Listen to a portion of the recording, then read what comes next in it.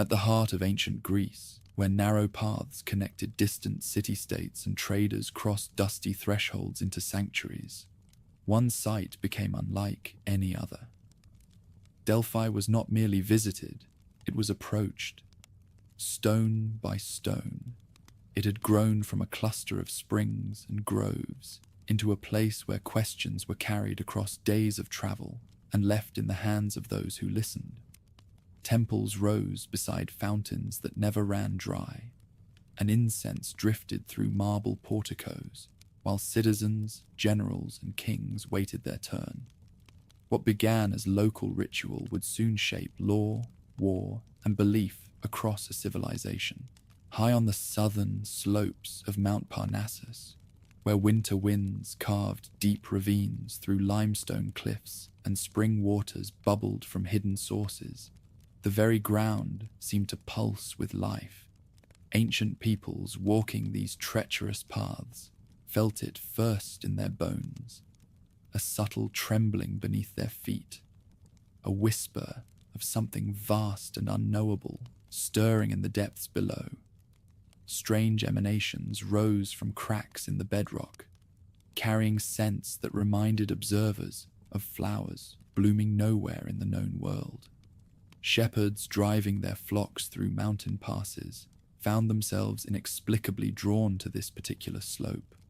Travelers crossing from northern territories to southern plains discovered their feet, carrying them toward these heights, as if invisible threads pulled them upward through pine-scented air. Something dwelled here that demanded acknowledgement, something older than human memory, yet intimately connected to every breath they drew. Long before any temple crowned these heights, before any priestess spoke celestial words, or any king sought heavenly guidance, this landscape belonged entirely to Gaia. Her presence permeated every grain of soil, every drop of dew that gathered on wild laurel leaves, every crack in limestone where strange emanations escaped to meet morning light. She was not merely goddess of this place, she was the place itself, living consciousness that animated stone and stream and sky. Gaia's domain extended far beyond what mortal eyes could perceive.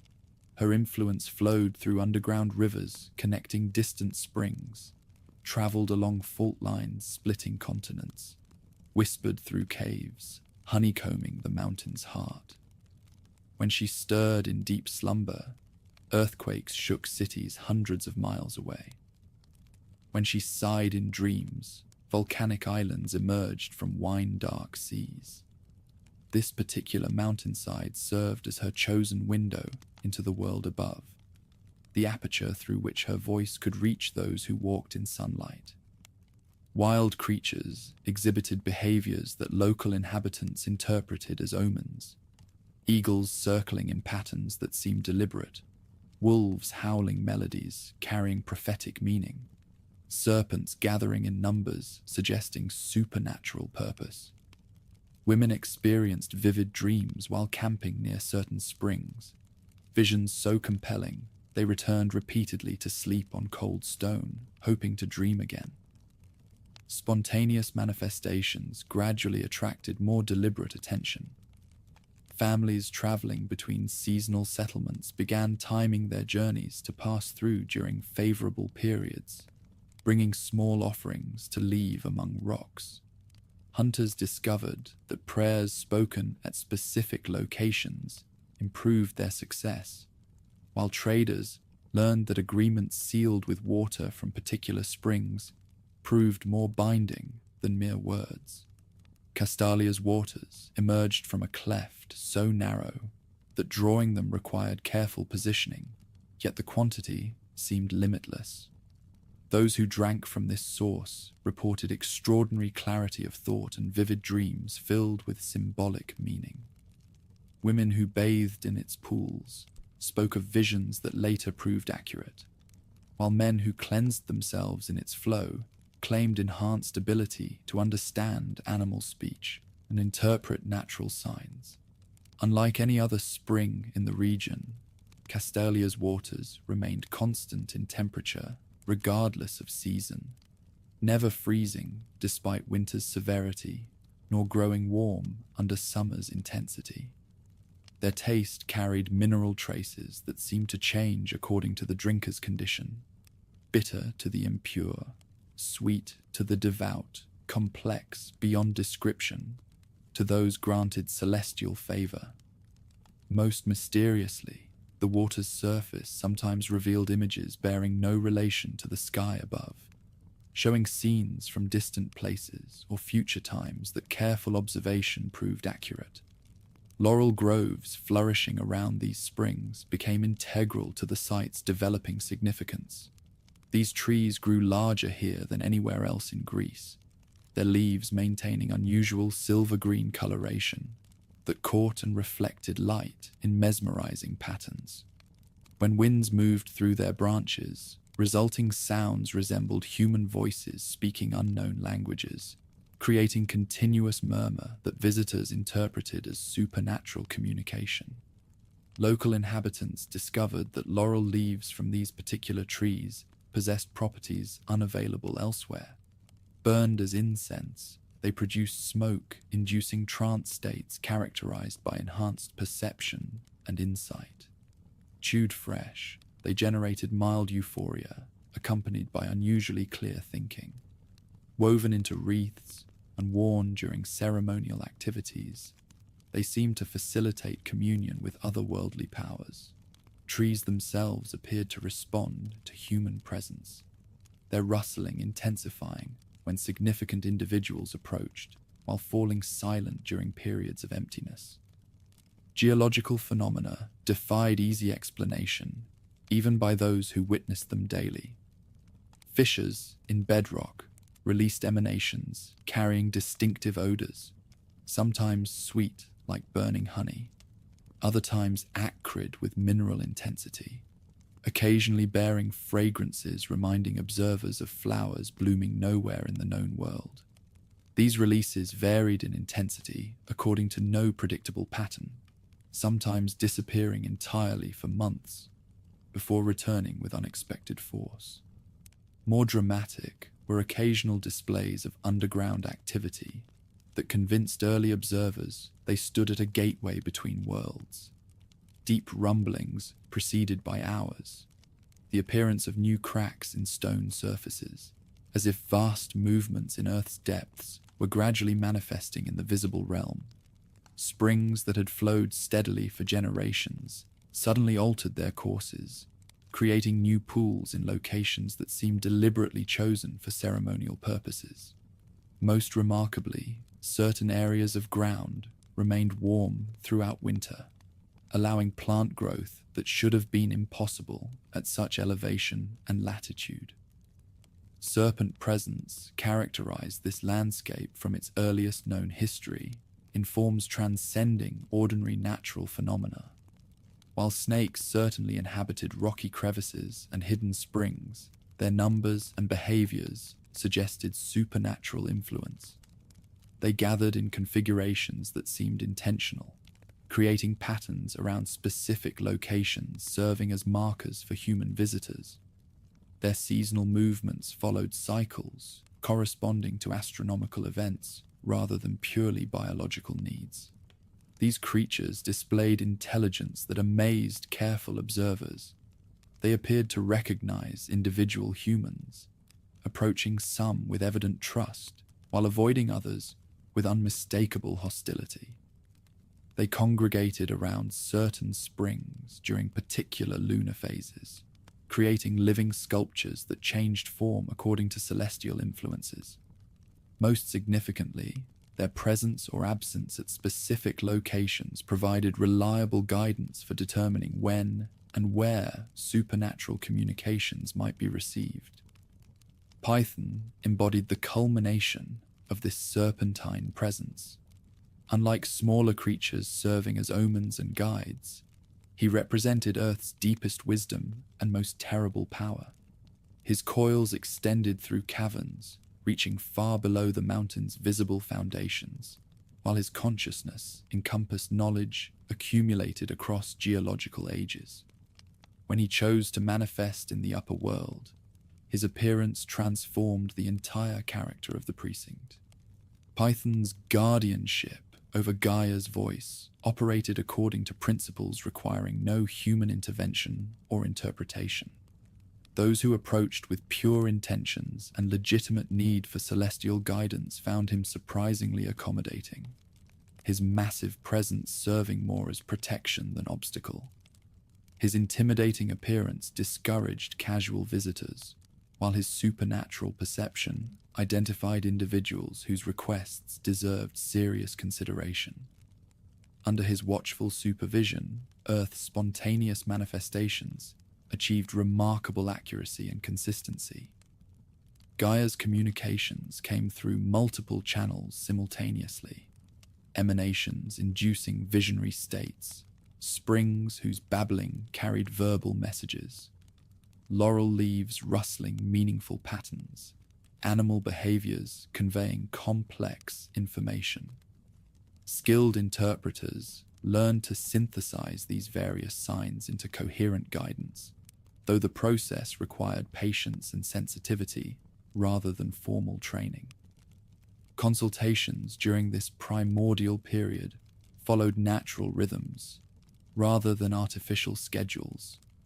Earth's voice emerged when genuine need coincided with favorable conditions, creating opportunities that could neither be forced nor predicted with certainty. Suppliants learned to approach with offerings appropriate to their circumstances, while remaining prepared to wait days or weeks for meaningful responses. Resulting prophecies possessed organic quality, reflecting deep wisdom of geological time rather than human urgency. Transition from Earth goddess worship to Olympian dominance unfolded gradually across several centuries, driven by cultural changes extending far beyond this single site. New populations moving into central Greece brought different theological concepts, emphasizing sky gods rather than earth deities, masculine authority rather than feminine wisdom, organized priesthoods rather than spontaneous manifestations. These intellectual innovations created pressure for institutions to adapt or face replacement by more contemporary alternatives. Apollo's emergence as a major force reflected broader transformations affecting Greek civilization during late Bronze Age and early Iron Age periods. He embodied qualities appealing to increasingly urban and militaristic societies, rational thought over instinctive wisdom, artistic excellence over natural beauty, predictable order over mysterious spontaneity. His growing popularity among ruling elites created demand for institutions serving political and social functions beyond mere divination. Mythological accounts describing Apollo's conquest preserved memories of actual historical processes, while transforming them into narrative forms suitable for oral transmission. His arrival from northern regions reflected real population movements, bringing new concepts into central Greece. His conflict with Python symbolized genuine tensions between competing theological systems. His establishment of a new institution represented historical changes in how celestial communication was understood and organized. Apollo journeyed to these heights in search of a location suitable for establishing his own shrine. His perception immediately recognized the site's extraordinary natural properties, while his superior power enabled him to overcome whatever obstacles prevented its utilization for his purposes. Confrontation with Python thus became inevitable, not merely territorial dispute, but cosmic struggle between old and new forms of authority. Battle itself transcended ordinary physical conflict, representing instead a clash between fundamentally different approaches to understanding celestial will. Python's massive strength derived from his deep connection to Earth's most ancient powers, enabling him to draw upon energies accumulated across countless millennia. Apollo's superior weapons reflected technological and intellectual innovations, giving sky gods advantages unavailable to their chthonic predecessors. outcome was predetermined by historical currents favoring systematic organization over spontaneous manifestation. Victory established more than simple territorial control over a particularly favorable site. It marked triumph of anthropomorphic deities sharing human characteristics and concerns over natural powers, operating according to principles beyond mortal comprehension. Apollo's willingness to communicate through human intermediaries, using recognizable language patterns, made celestial wisdom more accessible to ordinary suppliants, while his incorporation into Olympian political structures provided sanction for emerging forms of social organization. Establishing Apollo's shrine required fundamental modifications to existing arrangements. Spontaneous manifestations characterizing Gaia's voice needed replacement with more predictable and controllable forms of celestial communication. Serpent guardians protecting the site under the previous regime required elimination or transformation into servants of new authority. Most significantly, informal consultation practices evolved organically over centuries, needed systematization into procedures serving larger numbers of suppliants more efficiently. Pythia emerged as Apollo's chosen spokesperson, representing revolutionary innovation in practice. Unlike informal interpreters who had previously attempted to understand Gaia's various communications, this new priestess received direct inspiration, enabling her to speak with the god's own voice. Her selection and preparation followed specific procedures designed to ensure purity and receptivity to Apollo's influence. Her utterances possessed authority, deriving directly from Olympian sources rather than human interpretation of natural phenomena. Her name commemorated Apollo's victory over the great serpent, while acknowledging continuity between old and new traditions. By adopting terminology referencing the previous regime, the new arrangement demonstrated respect for established customs while asserting superior authority. This careful balance between innovation and tradition enabled Apollo's voice to inherit accumulated prestige of Gaia's ancient shrine, while offering improved services, meeting contemporary needs more effectively. Omphalos stone that Apollo established at the center of his new sanctuary carried profound theological and geographical significance. This marker designated these heights as the center of the world, cosmic axis around which all earthly geography revolved. Its placement at the specific location where celestial communications occurred invested the site with universal rather than merely local importance. Pilgrims approaching from any direction could orient themselves according to this fixed reference point connecting earth to heaven. Stone's origins remained shrouded in mystery, enhancing its authority. Some accounts described it as a meteorite fallen from sky at Apollo's command, while others claimed it marked the spot where two eagles released by Zeus from opposite ends of Earth had met in their flight. Regardless of actual provenance, the omphalos served as tangible symbol of presence anchoring invisible forces operating at the site to physical reality that human visitors could perceive and venerate. Geography developing around the omphalos reflected sophisticated understanding of how physical arrangements could enhance experiences.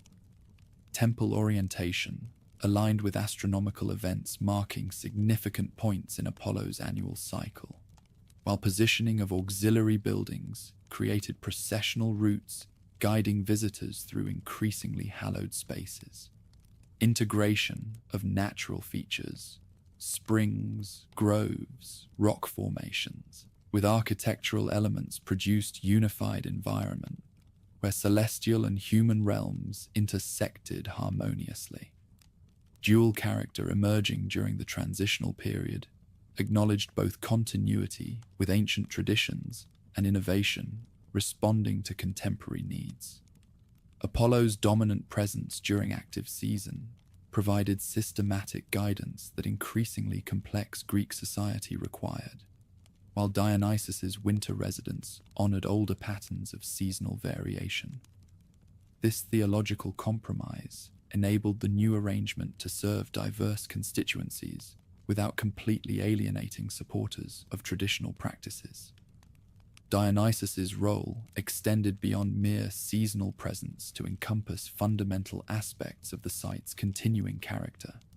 His association with vegetation cycles, underground powers, and ecstatic experiences maintained connections to chthonic elements that had always characterized this location.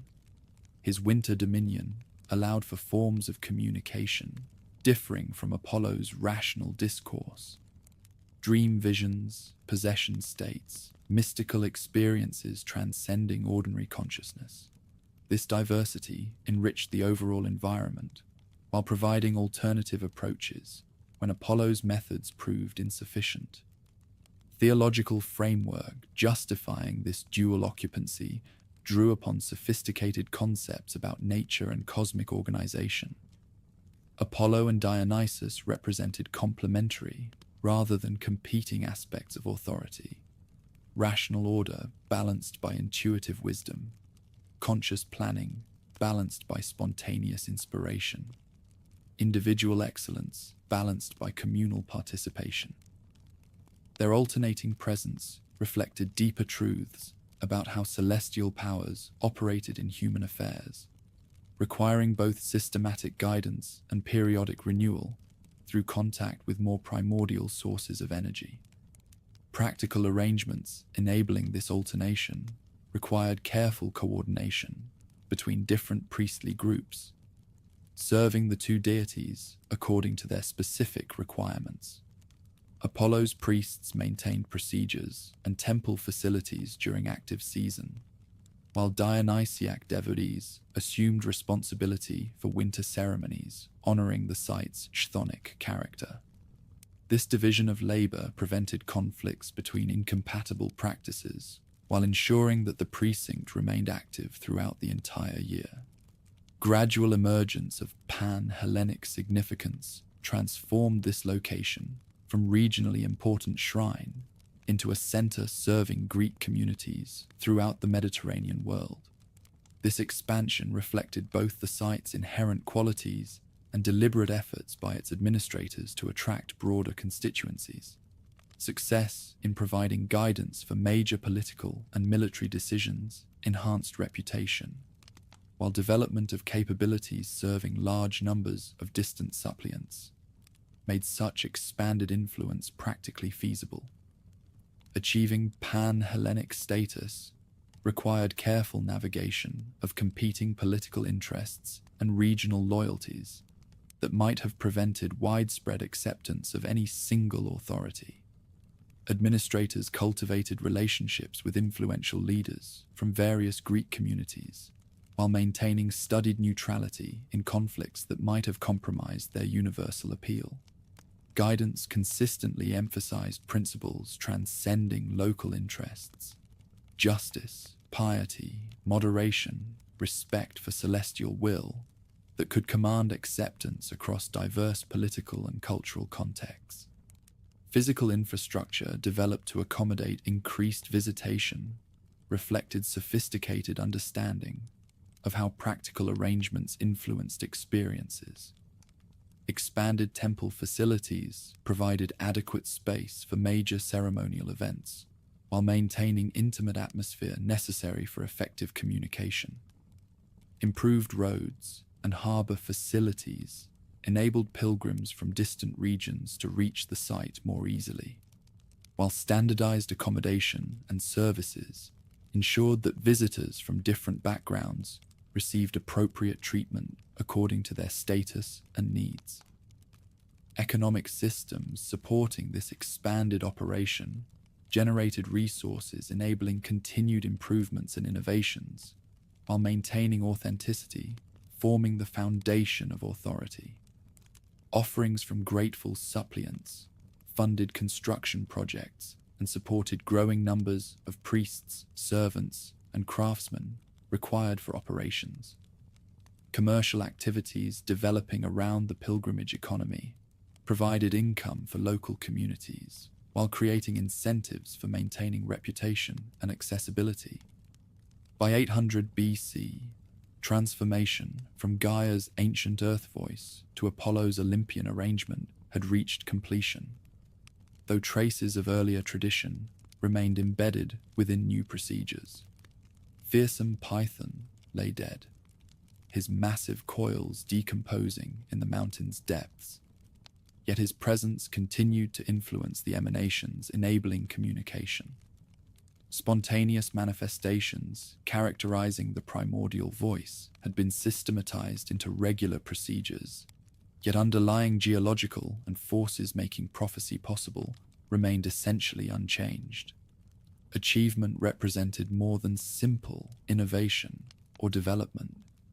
Apollo's establishment marked fundamental transformation in how Greek civilization understood the relationship between celestial and human realms.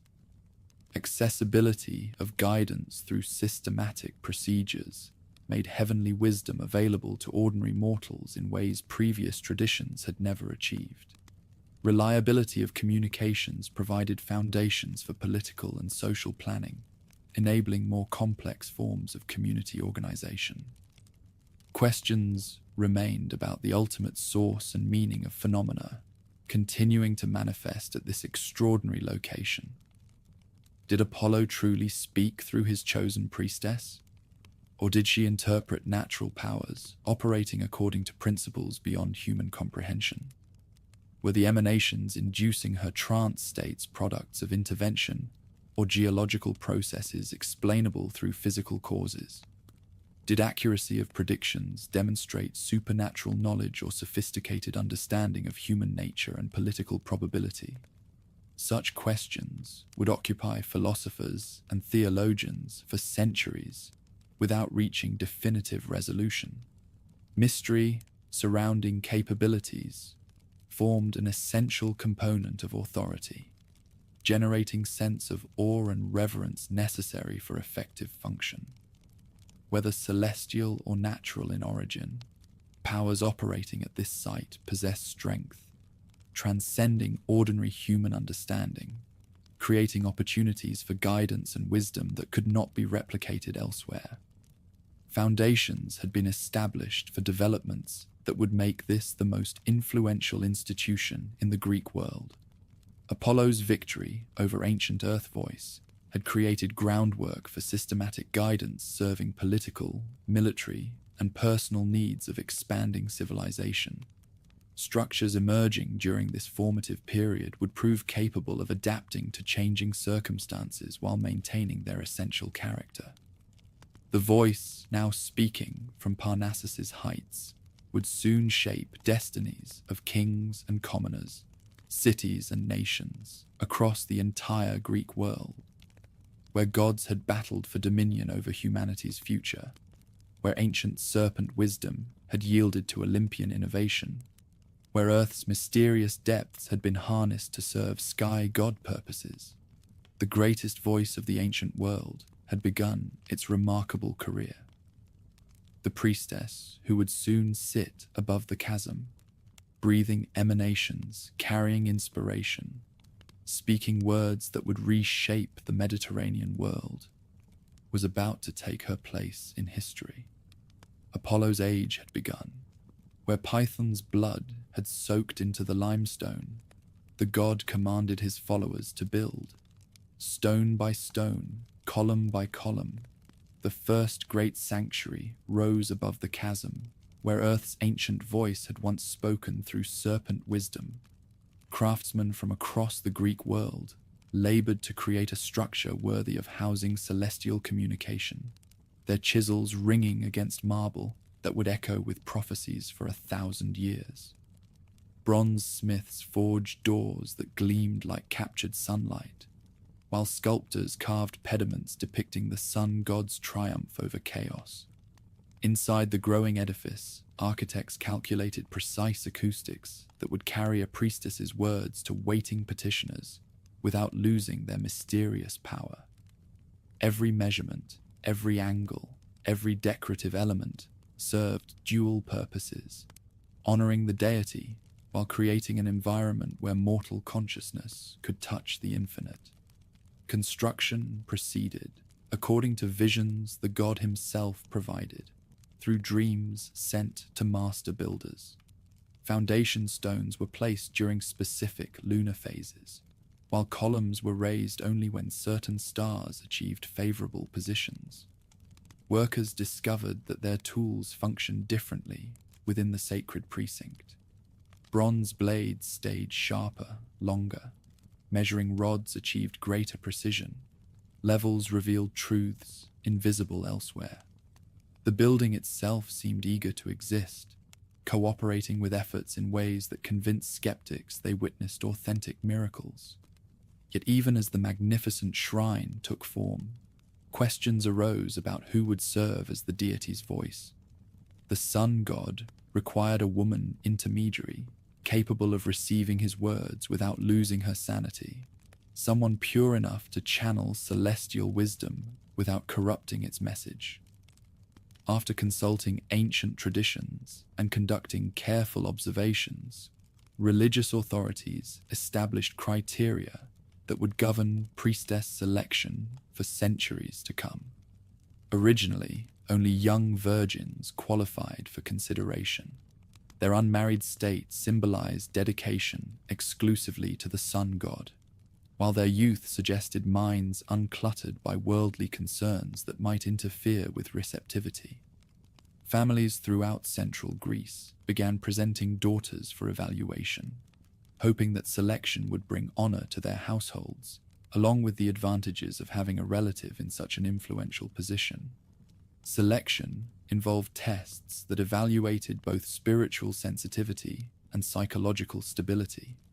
Candidates spent days in the sacred precinct, observing their reactions to various stimuli, particular incense blends, specific musical tones, exposure to emanations rising from the chasm. Those who showed appropriate responsiveness without losing their composure advanced to more intensive evaluation, involving dreams, trance states, and direct exposure to celestial influence. Training for accepted candidates required years of preparation, covering both technical skills and mystical development. They learned proper pronunciation of archaic formulations, memorized traditional invocations that opened communication channels, and practiced breath control techniques, enabling them to inhale the potent vapors without immediate collapse. Most challenging was developing the peculiar consciousness that allowed inspiration to flow through their voices, while retaining enough awareness to shape incomprehensible heavenly knowledge into meaningful expression. Everything changed when a young priestess named Periala lost her virginity to an infatuated petitioner who had convinced her that the god himself commanded their union. Her subsequent prophecies proved wildly inaccurate, while her behavior became increasingly erratic until she had to be removed from service. This scandal forced fundamental reconsideration of selection criteria that had previously seemed divinely mandated. Religious authorities concluded that youth and sexual inexperience, far from being assets, actually created vulnerabilities that sophisticated visitors could exploit. Women with life experience possessed better judgment about nature, while those who had raised families understood the concerns that motivated most requests. Most importantly, mature women proved more resistant to emotional manipulation that might compromise their function. New regulations required that candidates be at least 50 years old and drawn from respected local families with established reputations for wisdom and integrity. These women brought decades of accumulated knowledge about behavior, regional politics, and problem solving that enhanced their ability to provide useful advice, even when celestial inspiration proved ambiguous. Their age protected them from romantic entanglements, while their social standing discouraged attempts at bribery or coercion. Periboea became the first priestess selected under the revised criteria, setting precedents that would govern the position for generations. A widow with grown children, she possessed the dignified bearing and sharp intelligence that authorities decided were more valuable than youthful enthusiasm. Her early prophecies demonstrated remarkable accuracy, combined with wisdom that convinced both petitioners and priests that the new approach represented genuine improvement over previous methods. The selection process evolved into elaborate ceremonies that reinforced both the sacred nature of the position and the democratic principles underlying development. Citizens from throughout the Delphic region could nominate candidates, while final selection involved seeking the deity's approval through divination rituals. This procedure ensured that chosen priestesses possessed both community support and demonstrable celestial favor, legitimizing their authority through consensus and divine approval. Once selected, each new oracle underwent purification rituals lasting an entire month. She bathed daily in Castalia's waters, while observing strict dietary restrictions that prepared her body for the stresses of regular trance states. Priests instructed her in the historical traditions that would inform her prophecies, while older priestesses shared knowledge about managing the psychological challenges of serving as a conduit for supernatural forces. The Aditon, where the oracle received her visions, represented the most carefully designed sacred space in the ancient world. Located directly above the chasm from which inspirational vapors arose, this underground chamber combined natural phenomena with architectural elements, creating an environment that reliably induced appropriate altered states of consciousness. Walls carved from living rock amplified acoustic effects, while hidden ventilation systems regulated the concentration of ascending gases. At the chamber's center stood the sacred tripod, where the priestess positioned herself to receive the god's influence. This bronze seat, supported by legs shaped like serpents honoring the defeated python, held her directly above the primary source of emanations, while providing stability during the violent reactions that accompanied possession. Nearby, the Omphalos stone served as a focal point for meditation that helped her achieve the precise mental state necessary for accurate prophecy. Laurel branches filled the chamber, their leaves releasing additional psychoactive compounds when heated by burning incense. This carefully orchestrated combination of geological vapors, botanical preparations, and architectural acoustics created conditions that consistently enabled supernatural communication while minimizing risks to the priestess's health and sanity. The entire arrangement reflected centuries of experimentation that had gradually refined the procedures to optimal effectiveness. Procedures developed elaborate complexity that served multiple functions, testing petitioners' sincerity, generating appropriate revenues for operations, and creating psychological conditions that enhanced accuracy. Potential visitors had to demonstrate both genuine need for celestial advice and adequate resources to compensate the shrine for its services. This screening process eliminated frivolous requests while ensuring that serious inquiries received appropriate attention. Petitioners began their approach by observing purification requirements that prepared them spiritually for contact with forces. They bathed in Castalia's waters, abstained from certain foods, and participated in preliminary ceremonies that demonstrated their respect for the god and his institution. These rituals served purposes. They provided time for authorities to investigate the visitors' backgrounds and formulate advice that would address their actual needs, rather than their stated requests.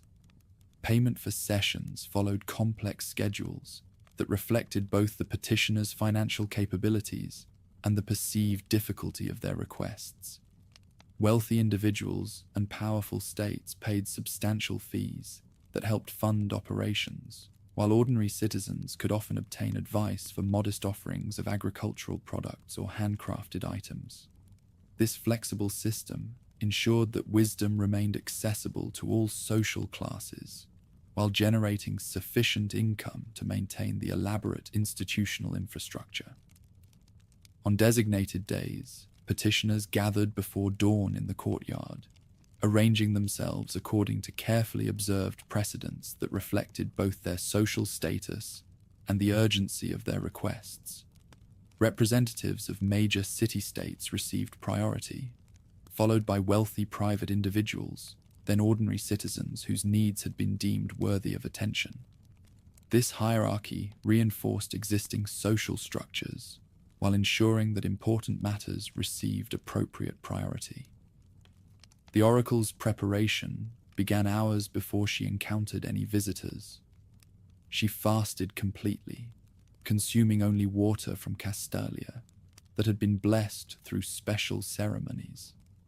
Servants burned specific incense blends throughout her chambers, creating atmospheric conditions that gradually induced the receptive mental state necessary for receiving inspiration.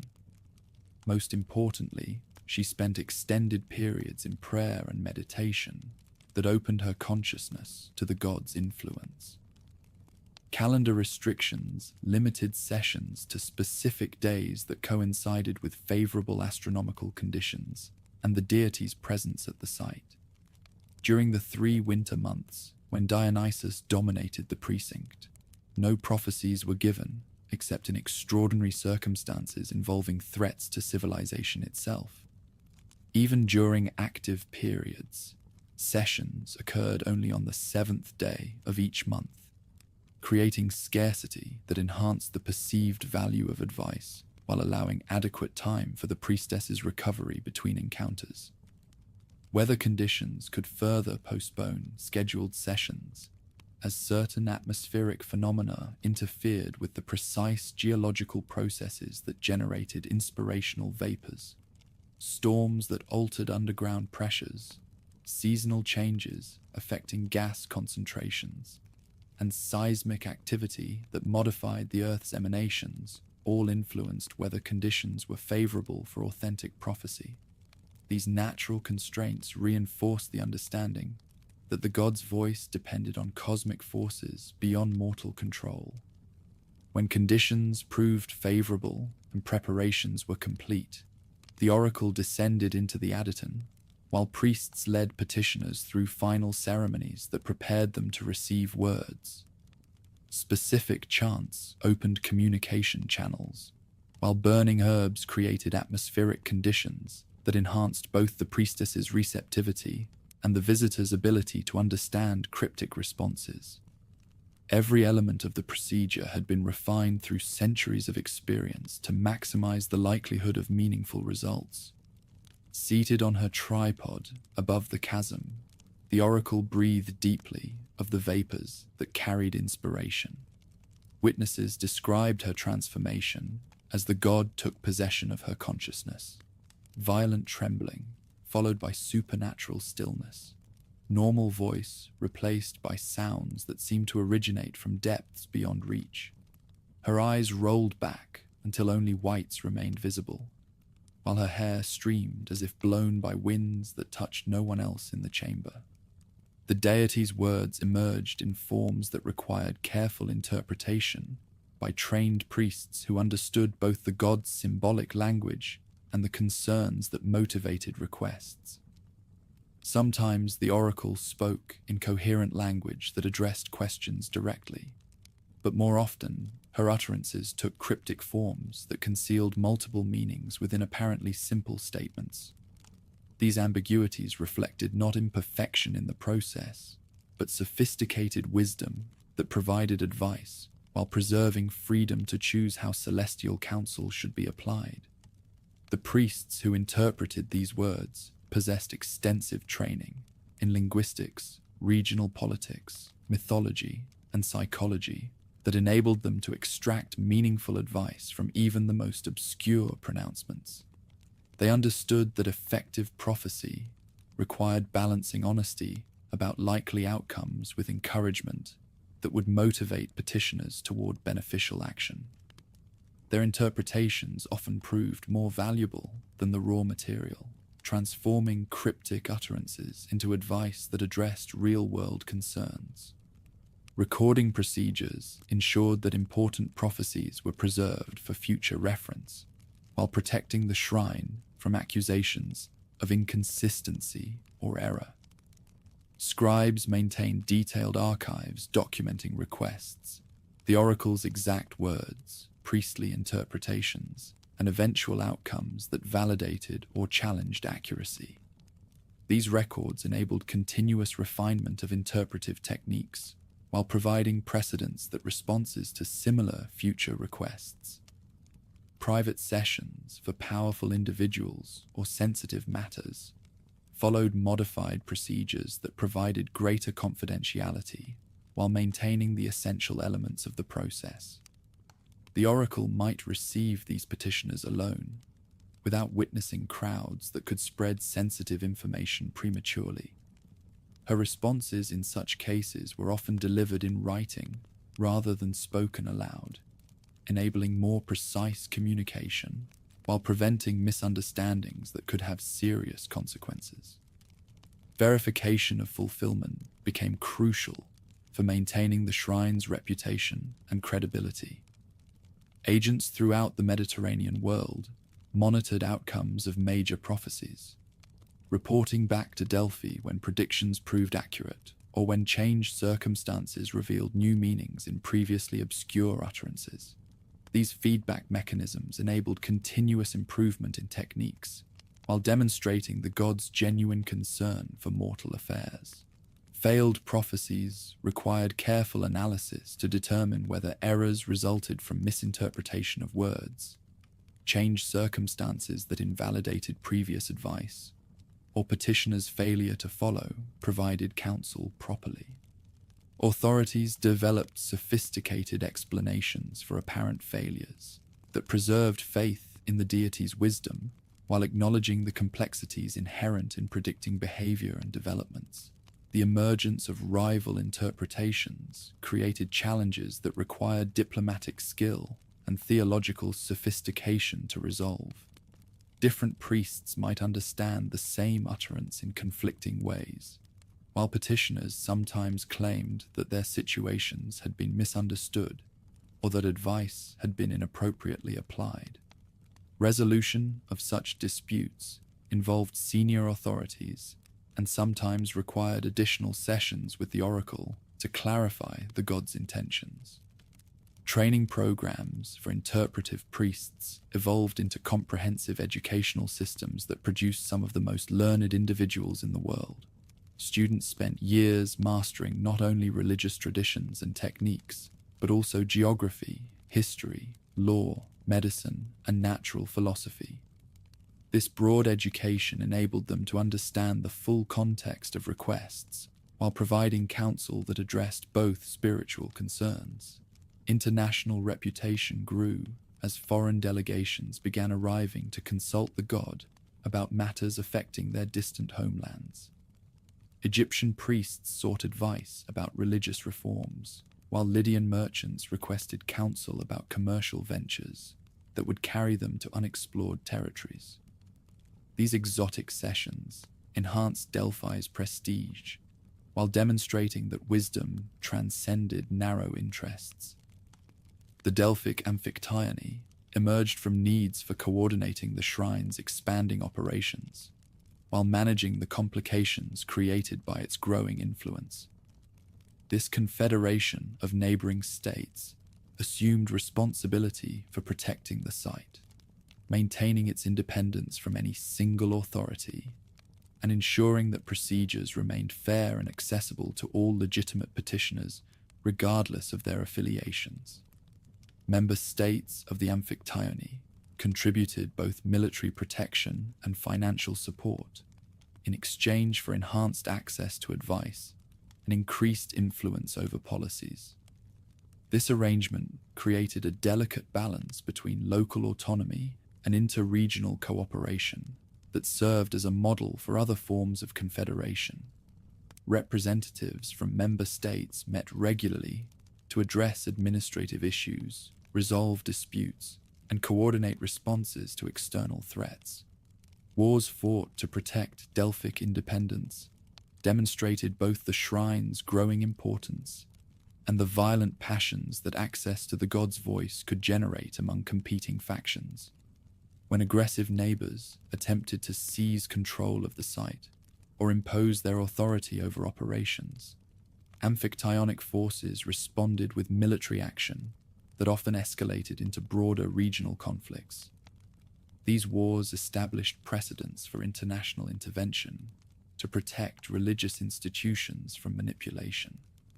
Economic arrangements supporting operations created incentives for honest administration, while generating resources adequate for maintaining the complex institutional infrastructure. Fixed fees for standard sessions provided predictable income, while voluntary additional offerings from grateful petitioners rewarded accurate advice and encouraged continued support. Commercial activities in the surrounding area generated taxes that supplemented religious revenues, while creating local constituencies with strong interests in maintaining Delphi's prosperity. Quality control measures ensured that services maintained high standards despite growing demand from increasingly diverse constituencies. Senior priests monitored procedures, evaluated interpretive accuracy, and provided additional training when performance standards declined. Regular reviews of the oracle's effectiveness led to retirement of priestesses whose age or health compromised their capabilities, while promising candidates received advanced preparation that maintained continuity of service.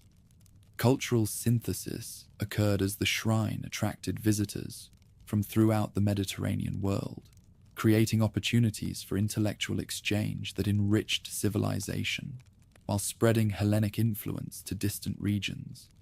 Foreign petitioners brought knowledge of different religious traditions, scientific discoveries, and artistic techniques that scholars incorporated into their own understanding.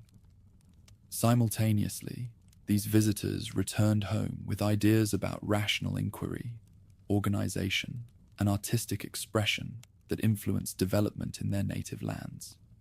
Philosophical implications of prophecy generated debates that would influence intellectual development for centuries. How could free will coexist with foreknowledge of future events? Did accurate prediction require supernatural intervention? Or could careful analysis of present conditions enable natural forecasting of likely outcomes? These questions stimulated systematic thinking about causation, probability, and the relationship between celestial and mortal knowledge that contributed to the emergence of rational philosophy. Psychological effects of serving as oracle created challenges that required ongoing attention from authorities concerned about their priestesses' long-term welfare. The intense stresses of regular trance states took cumulative tolls that sometimes led to premature aging, chronic illness, or psychological instability. Support systems evolved to provide appropriate care for retired priestesses, while helping active ones maintain their health and effectiveness throughout their service periods. Regional variations in practices developed as the shrine adapted its procedures to serve petitioners from different cultural backgrounds, with varying expectations about appropriate religious behavior.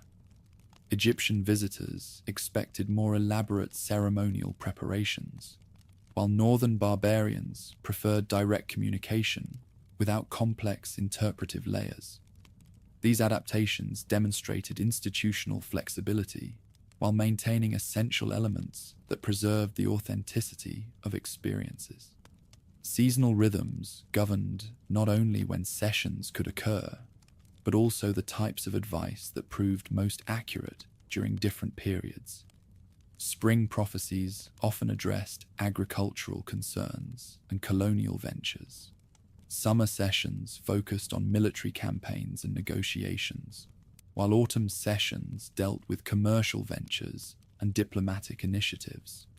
These patterns reflected both considerations about when different activities typically occurred and deeper connections between cosmic cycles and affairs. By 600 BC, the god's voice had achieved recognition throughout the Mediterranean world as the most reliable source of celestial counsel available to mortal petitioners. Kings planned their campaigns according to advice. Colonists chose their destinations based on recommendations, and individuals made life-changing decisions influenced by words spoken from the sacred tripod. The institution that had emerged from the deity's victory over Python had fulfilled its founder's ambitions, establishing itself as an indispensable component of civilization. Yet success itself created new challenges that would test the shrine's ability to maintain its independence and authenticity while serving increasingly powerful and demanding constituencies. As city-states grew more sophisticated in their maneuvering, they sought ways to influence pronouncements to serve their particular interests. The next 2 centuries would determine whether the god's voice could preserve its integrity while navigating the treacherous currents of power politics that were transforming the Mediterranean world. The infrastructure was now complete. Trained priestesses, interpretive priests, procedures, international recognition, protective alliances, and economic support systems that could sustain operations indefinitely. The oracle sat ready above her sacred chasm, breathing emanations that carried inspiration, prepared to speak words that would shape the destiny of nations.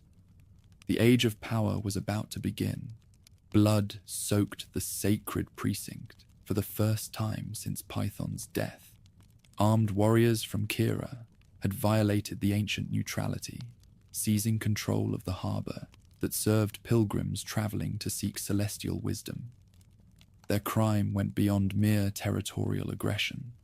They had dared to impose taxes on those seeking the god's voice, treating access to supernatural counsel as a commodity to be regulated by mortal greed. Solon of Athens received word of this sacrilege while wrestling with constitutional reforms that would reshape his city's destiny. The great lawgiver understood immediately that Kira's actions threatened more than the shrine's prosperity. They challenged the fundamental principle that heavenly wisdom should remain accessible to all who approached with genuine reverence. His response would establish precedents governing the relationship between religious authority and secular power for generations to come. The amphictyonic forces that assembled to punish Kira's transgression represented every major power in central Greece, united by shared outrage at this unprecedented violation. Sparta contributed its disciplined infantry. Athens provided its emerging naval capabilities, while Thessalian cavalry rode south to join the coalition. Never before had the Mediterranean world witnessed such cooperation in defense of religious principles, demonstrating that some values transcended the petty rivalries that typically divided city-states. Cleisthenes of Sicyon commanded the allied forces with a strategic brilliance that would shape military thinking for centuries. Rather than attempting direct assault against Kira's formidable walls, he implemented a campaign of psychological warfare that exploited the attackers' consciousness of their own sacrilege. His soldiers wore laurel wreaths, declaring their service to the sun god, while priests accompanied the army to perform daily ceremonies, emphasizing the celestial sanction for their mission. The siege that followed demonstrated how religious conviction could transform ordinary soldiers into instruments of heavenly justice. Troops who might normally have grown restless during prolonged operations maintained discipline that amazed their commanders, sustained by absolute certainty that they served a cause transcending earthly considerations. Morale remained high, despite hardships that would have broken armies, motivated by mere territorial ambition or commercial gain. Kira's defenders gradually succumbed to despair as they realized the futility of resisting forces blessed by supernatural approval. Desertion rates increased as individual soldiers concluded that continued service amounted to personal participation in sacrilege that would bring retribution upon their families. The city's leaders attempted to negotiate surrender terms, but Cleisthenes insisted that only complete destruction would satisfy the violated god's justice. When Kura's walls finally fell, the victorious allies implemented punishment that shocked the ancient world with its thoroughness. Every building was demolished, every inhabitant killed or enslaved, and the very soil was cursed so that nothing would ever grow there again. This extreme response reflected not bloodthirsty cruelty, but calculated demonstration that interference with religious institutions would provoke consequences beyond the capacity of mortal power to mitigate. The aftermath of Kura's destruction established the shrine's independence on foundations that would endure for 8 centuries. The conquered territory was declared sacred to the god, permanently removing it from secular control while providing the sanctuary with expanded resources and enhanced security. More importantly, the coalition's success demonstrated that religious authority could mobilize military power sufficient to defend itself against any conceivable threat. Pythian Games emerged from the victory celebrations as a permanent institution, rivaling the Olympic competitions in prestige and international participation. Unlike the athletic contests at Olympia, these new games emphasized artistic achievement alongside physical prowess, reflecting the sun god's patronage of music, poetry, and intellectual excellence. Winners received wreaths of sacred laurel rather than olive branches, symbolizing their recognition by the deity whose wisdom guided nations. The quadrennial cycle that governed these competitions created opportunities for diplomatic contact that proved as valuable as the artistic displays themselves. Representatives from distant city-states gathered to witness performances while conducting the negotiations and alliance building that maintained relative stability throughout the Mediterranean world. These peaceful intervals enabled cultural exchange that enriched all participating civilizations, while spreading Hellenic thought to regions that might otherwise have remained isolated from mainstream developments. Overseas ventures represented perhaps the most dramatic application of the shrine's expanding reach over Mediterranean affairs. As population pressures and economic opportunities encouraged exploration beyond traditional boundaries, would-be colonists sought supernatural counsel about where their efforts would find success. The responses they received shaped the geographic distribution of new communities that would define the boundaries of the civilized world for centuries. Battus of Thera arrived at the sanctuary tormented by a speech impediment that had made him a figure of ridicule among his peers. The priestess's words seemed almost mockingly inappropriate. She commanded him to establish a community in distant Libya, where his affliction would be cured through service to the god's expansion plans.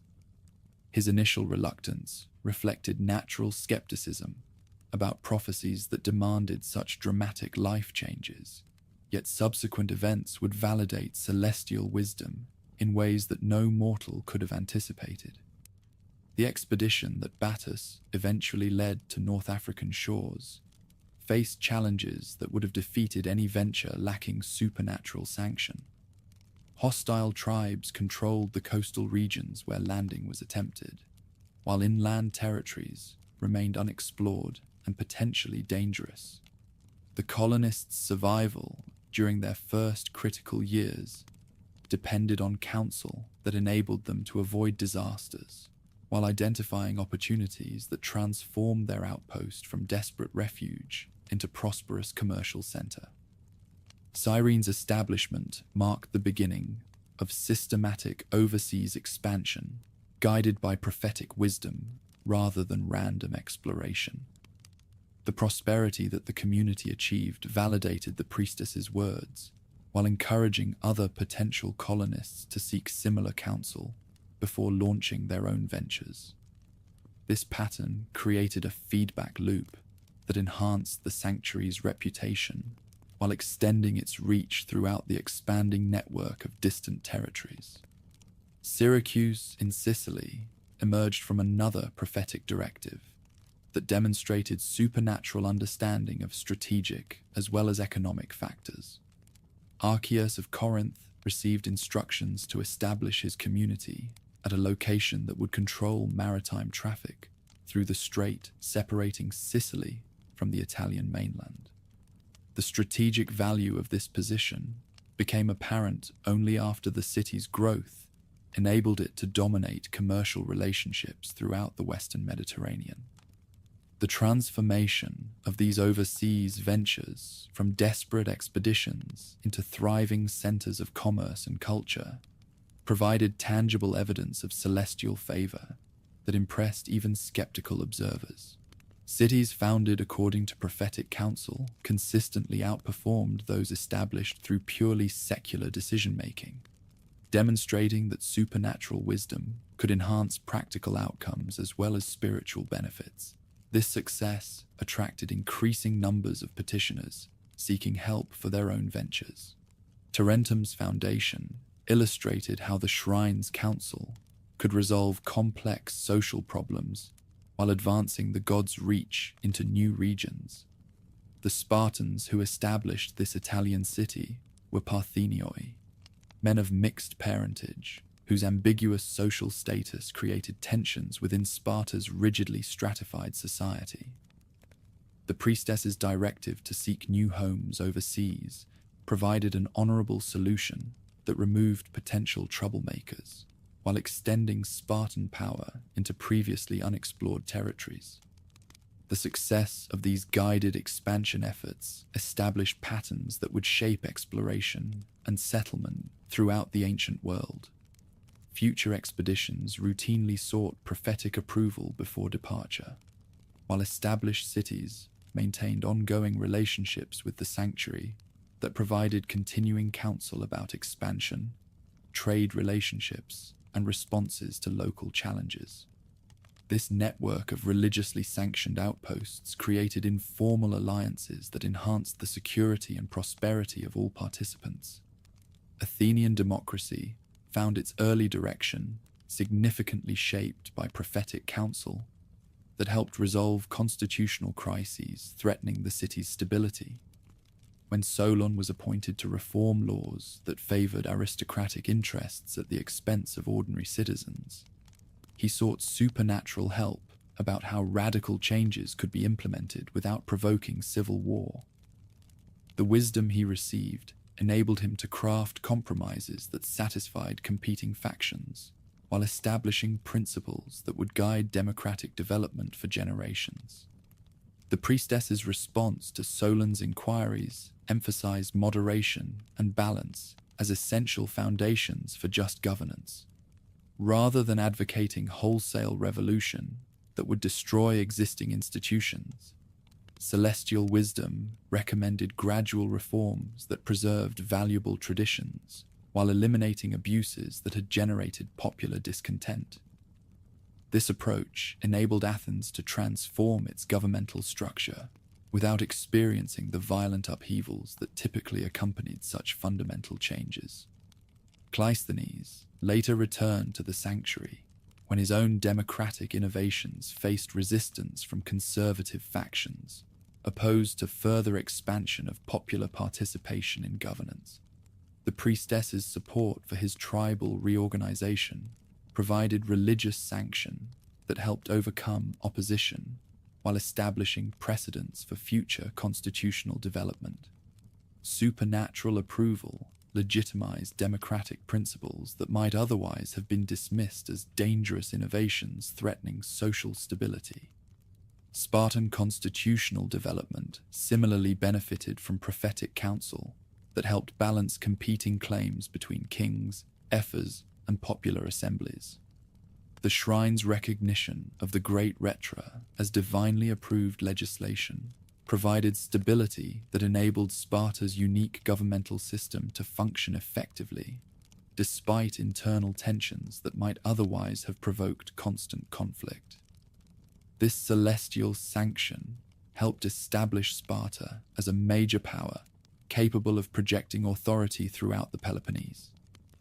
The emergence of tyranny in various city-states created new challenges for the sanctuary's administrators, who had to navigate carefully between supporting legitimate authority and condemning abuses of power. Cypselus of Corinth received prophetic support for his overthrow of the Bacchiad oligarchy, but this approval came with warnings about the consequences of excessive harshness toward former opponents. This nuanced counsel reflected supernatural understanding that changes required both decisive action and subsequent moderation to achieve lasting stability. Periander's consultation about succession arrangements demonstrated how the priestess could provide practical wisdom about maintaining family dynasties while warning against policies that would ultimately prove self-destructive. The counsel he received about governing through fear rather than love proved prophetic when his harsh methods generated the popular resistance that eventually ended tyrannical rule in Corinth. These experiences established the sanctuary's reputation for honest words that addressed long-term consequences rather than immediate advantages. Interstate warfare increasingly involved prophetic consultation, as city-states sought supernatural approval for their military ventures while attempting to determine enemy intentions through interpretation of signs and omens.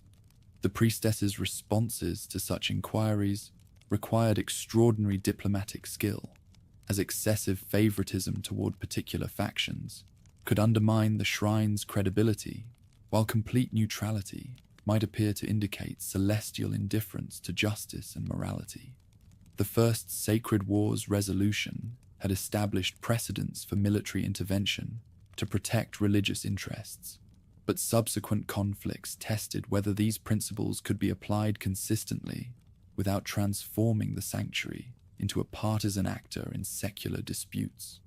When Sparta and Athens competed for control over central affairs, both sides sought prophetic support while attempting to interpret statements in ways that favored their particular positions.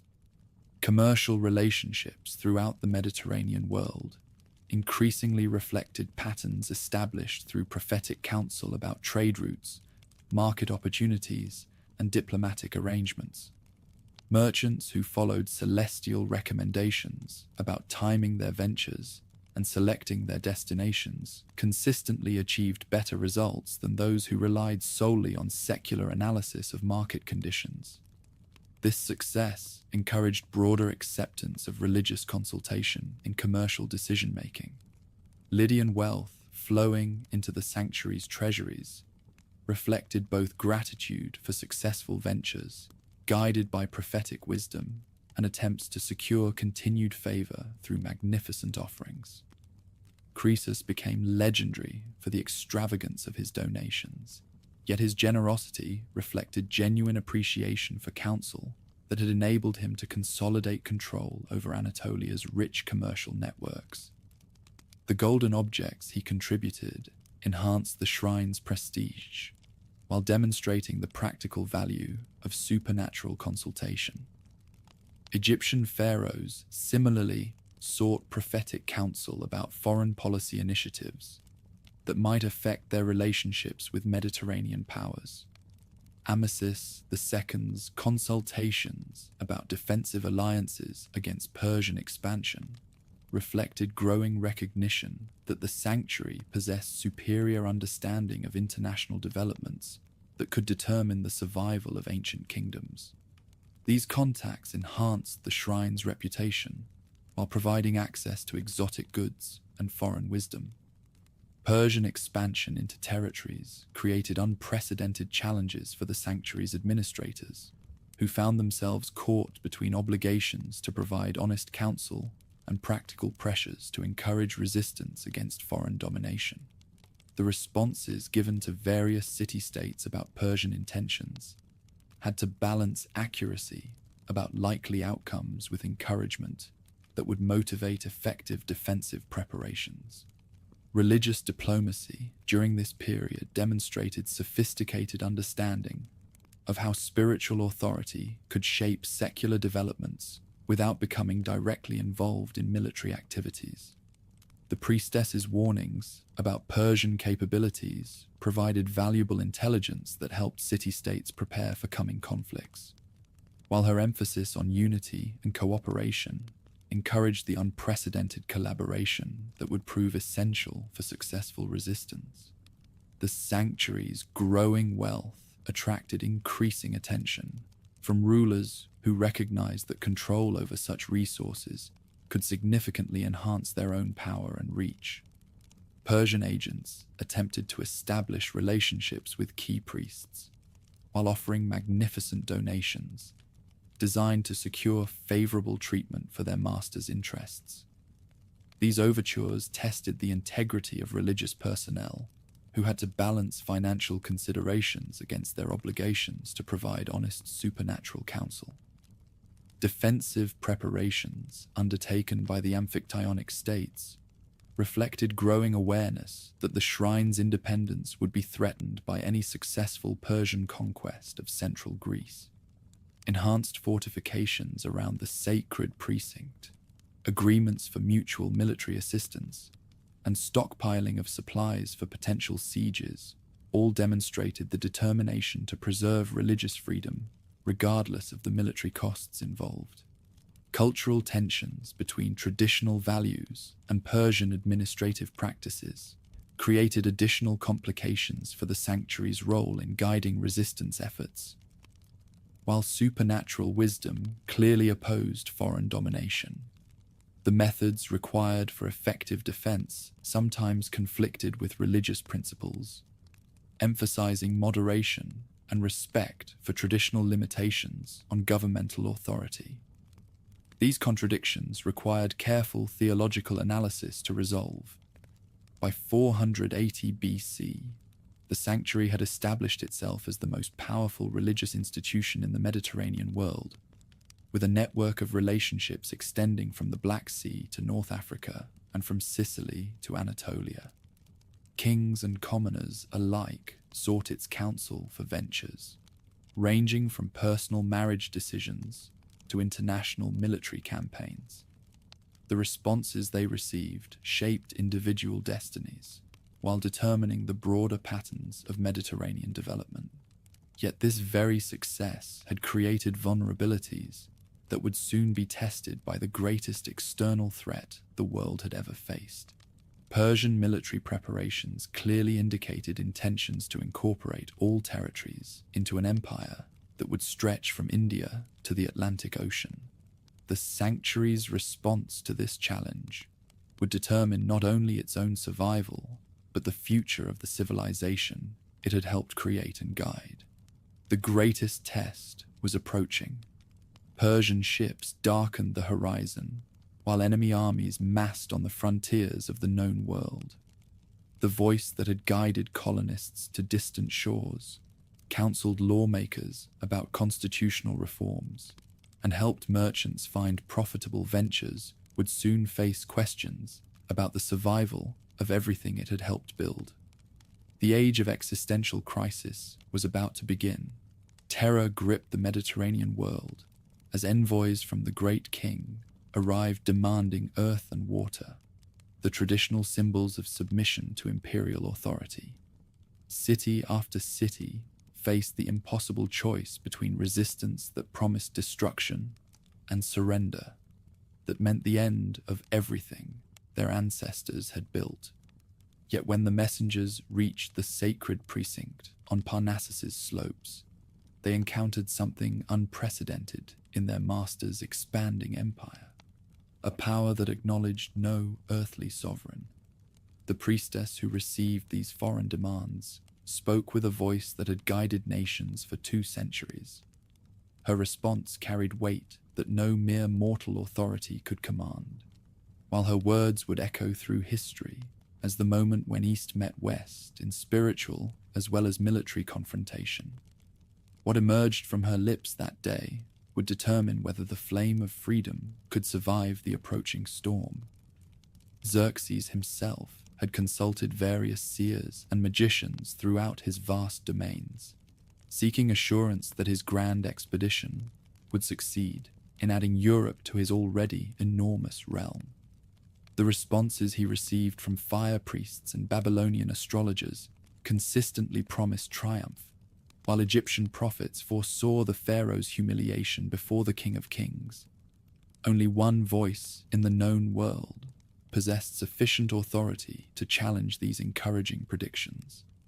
Athens faced the most agonizing decision in its brief democratic history.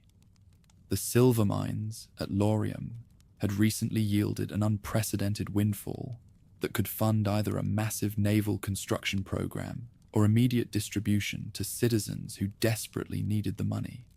Themistocles argued passionately for ships, while his rivals demanded that the wealth be shared among the people according to democratic principles. The deadlock threatened to paralyze the city at the moment when decisive action was most crucial. The delegation that climbed Parnassus's sacred paths carried the hopes and fears of an entire civilization. Led by Aristides the Just, it included representatives from every major family and faction within Athenian society.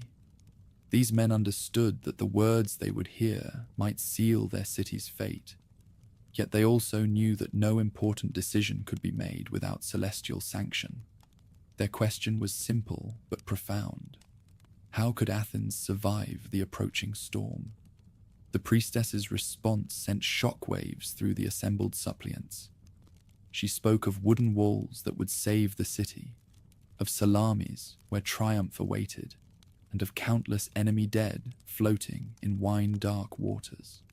Her words suggested that salvation lay not in mighty fortifications or powerful armies, but in trusting to elements that most military minds would consider secondary to traditional forms of defense. Themistocles seized upon this cryptic prophecy with the insight that would earn him recognition as one of history's greatest strategic minds. While others debated whether wooden walls referred to the ancient fortifications on the Acropolis or some metaphorical protection, he understood immediately that the priestess spoke of ships. The naval program he had advocated received instant divine sanction that overwhelmed all opposition. The construction effort that followed transformed Athens into a hive of activity that amazed foreign observers. Shipwrights worked day and night to complete vessels according to specifications that emphasized speed and maneuverability over the massive size that characterized traditional warships. These triremes represented the cutting edge of naval technology, capable of ramming enemy vessels while avoiding retaliation through superior mobility. Sparta's consultation revealed different challenges that required different solutions. The warrior state that had dominated Peloponnesian affairs for generations found itself facing an enemy whose numbers exceeded anything in previous experience. Traditional Spartan tactics emphasized individual excellence and disciplined formation fighting, but these advantages might prove insufficient against the vast hordes that imperial agents reported were marching toward Hellas. King Leonidas received counsel that would become legendary for its tragic nobility. The priestess informed him that either Sparta must fall or one of its kings must die in battle against the invaders. This stark choice reflected the cosmic significance of the approaching conflict. Freedom's survival required sacrifices that transcended normal calculations of military advantage or political benefit. The response given to Leonidas demonstrated how prophecy could transform military necessity into spiritual mission.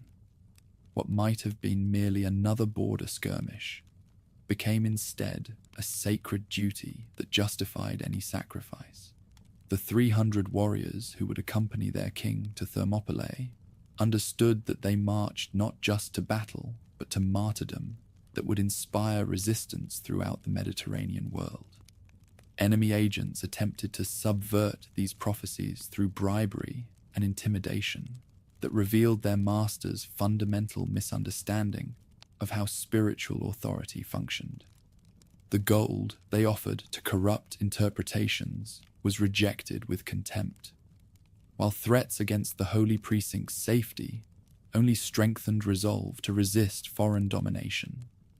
These crude attempts at manipulation demonstrated that imperial power, however vast, could not comprehend forces that operated beyond material considerations. The advance guard of enemy scouts who reached central Greece reported strange phenomena that their commanders struggled to interpret. Local inhabitants spoke of supernatural defenders who would protect the sacred sites from violation, while the very landscape seemed to resist foreign presence through unseasonable weather and inexplicable difficulties. These reports generated unease among troops who had conquered the known world, but had never before encountered territory defended by gods. As enemy forces approached Thermopylae, the priestess experienced visions that revealed the cosmic dimensions of the struggle about to unfold. She saw eagles and serpents locked in aerial combat that mirrored the earthly battle between freedom and tyranny, while the gods themselves chose sides in a conflict whose outcome would determine the future of human civilization. These visions reinforced her understanding that resistance was not merely political necessity, but spiritual obligation. The battle at Thermopylae unfolded exactly as the prophecy had foretold, though the participants could hardly have imagined the heroic grandeur that would surround their sacrifice.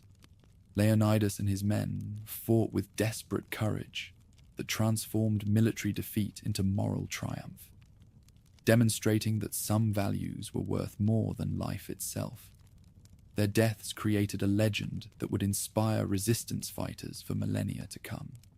News of Thermopylae's fall reached the holy precinct as enemy forces advanced towards central Greece, apparently unstoppable in their methodical conquest of every obstacle. Yet the priestess remained calm in the face of approaching catastrophe, sustained by visions that revealed ultimate triumph despite immediate disasters. Her confidence mystified those who could see only the overwhelming material advantages that the invaders possessed.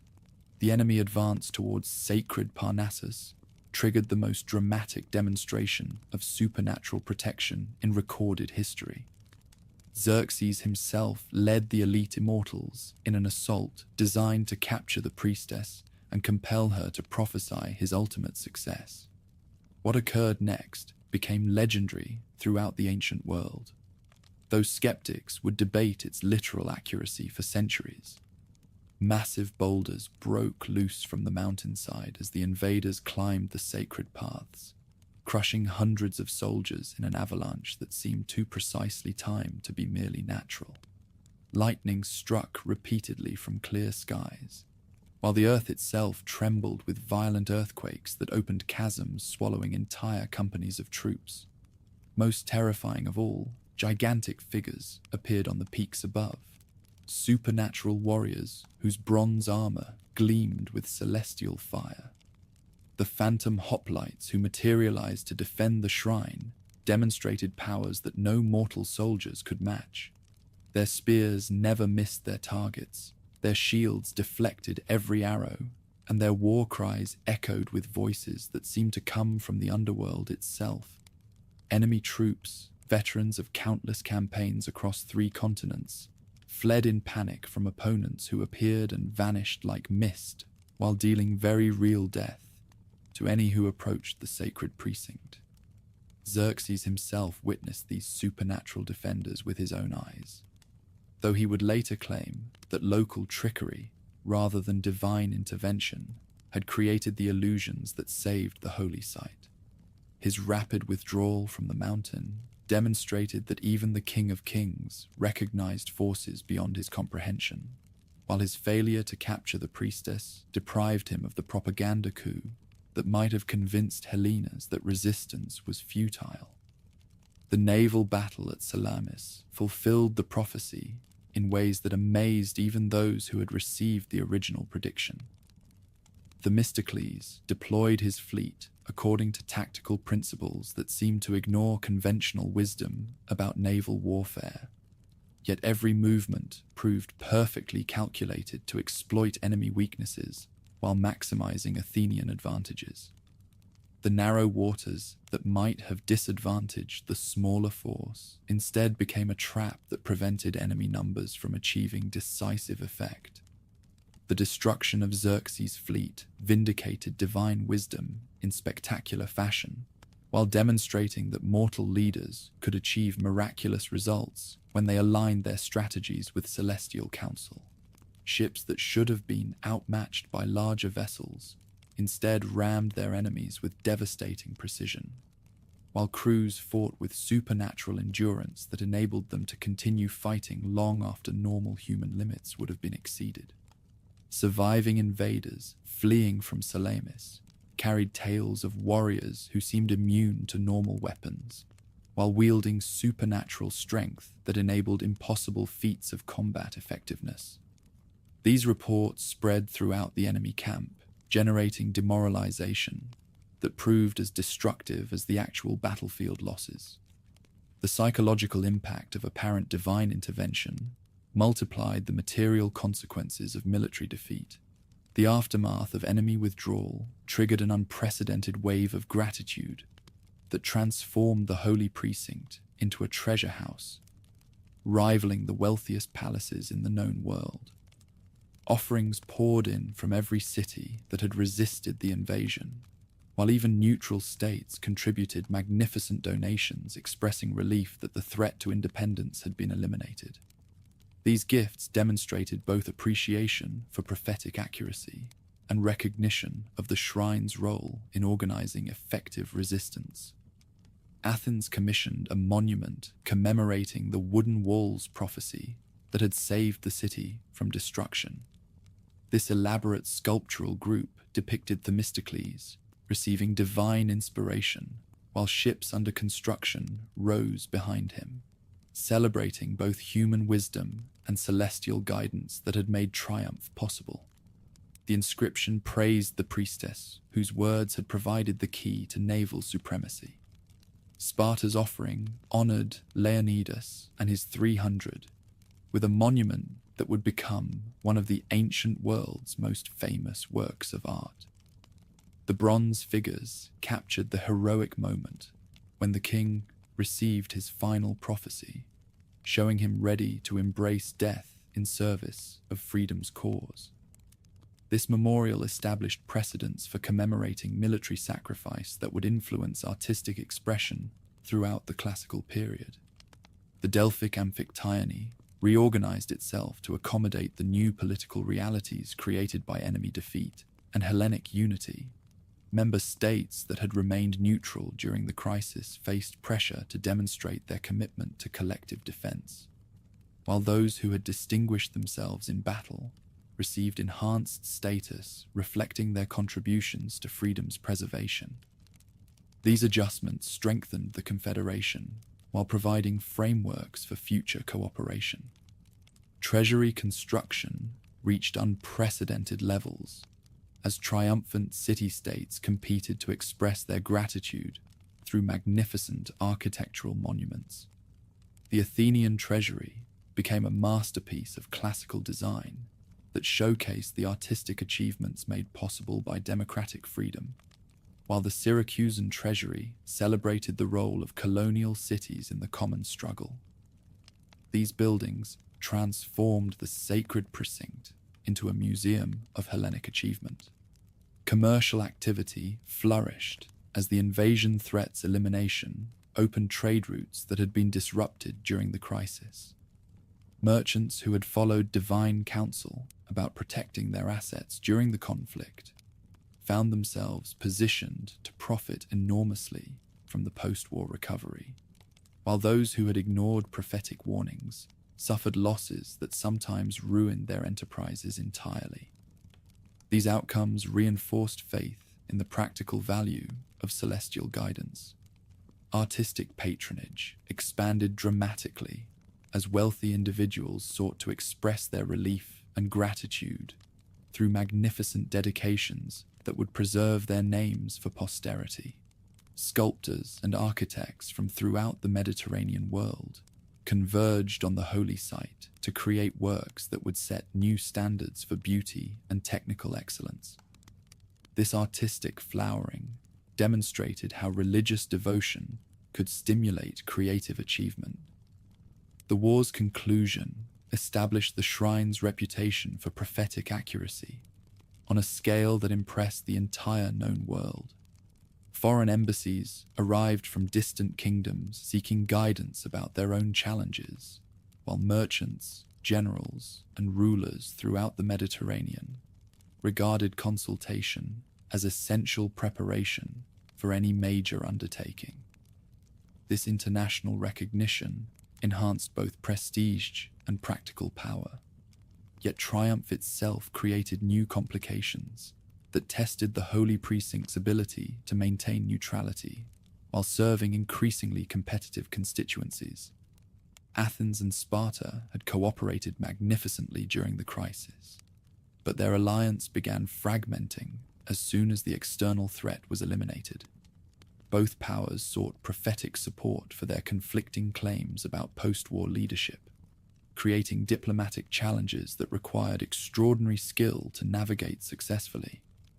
The Delian League that Athens organized to continue the war against enemy remnants gradually evolved into an empire that dominated Aegean affairs through a combination of naval power and economic pressure. Athenian requests for divine sanction of this imperial project forced the shrine to balance support for legitimate security concerns against condemnation of excessive ambition that might recreate the very tyranny they had fought to resist.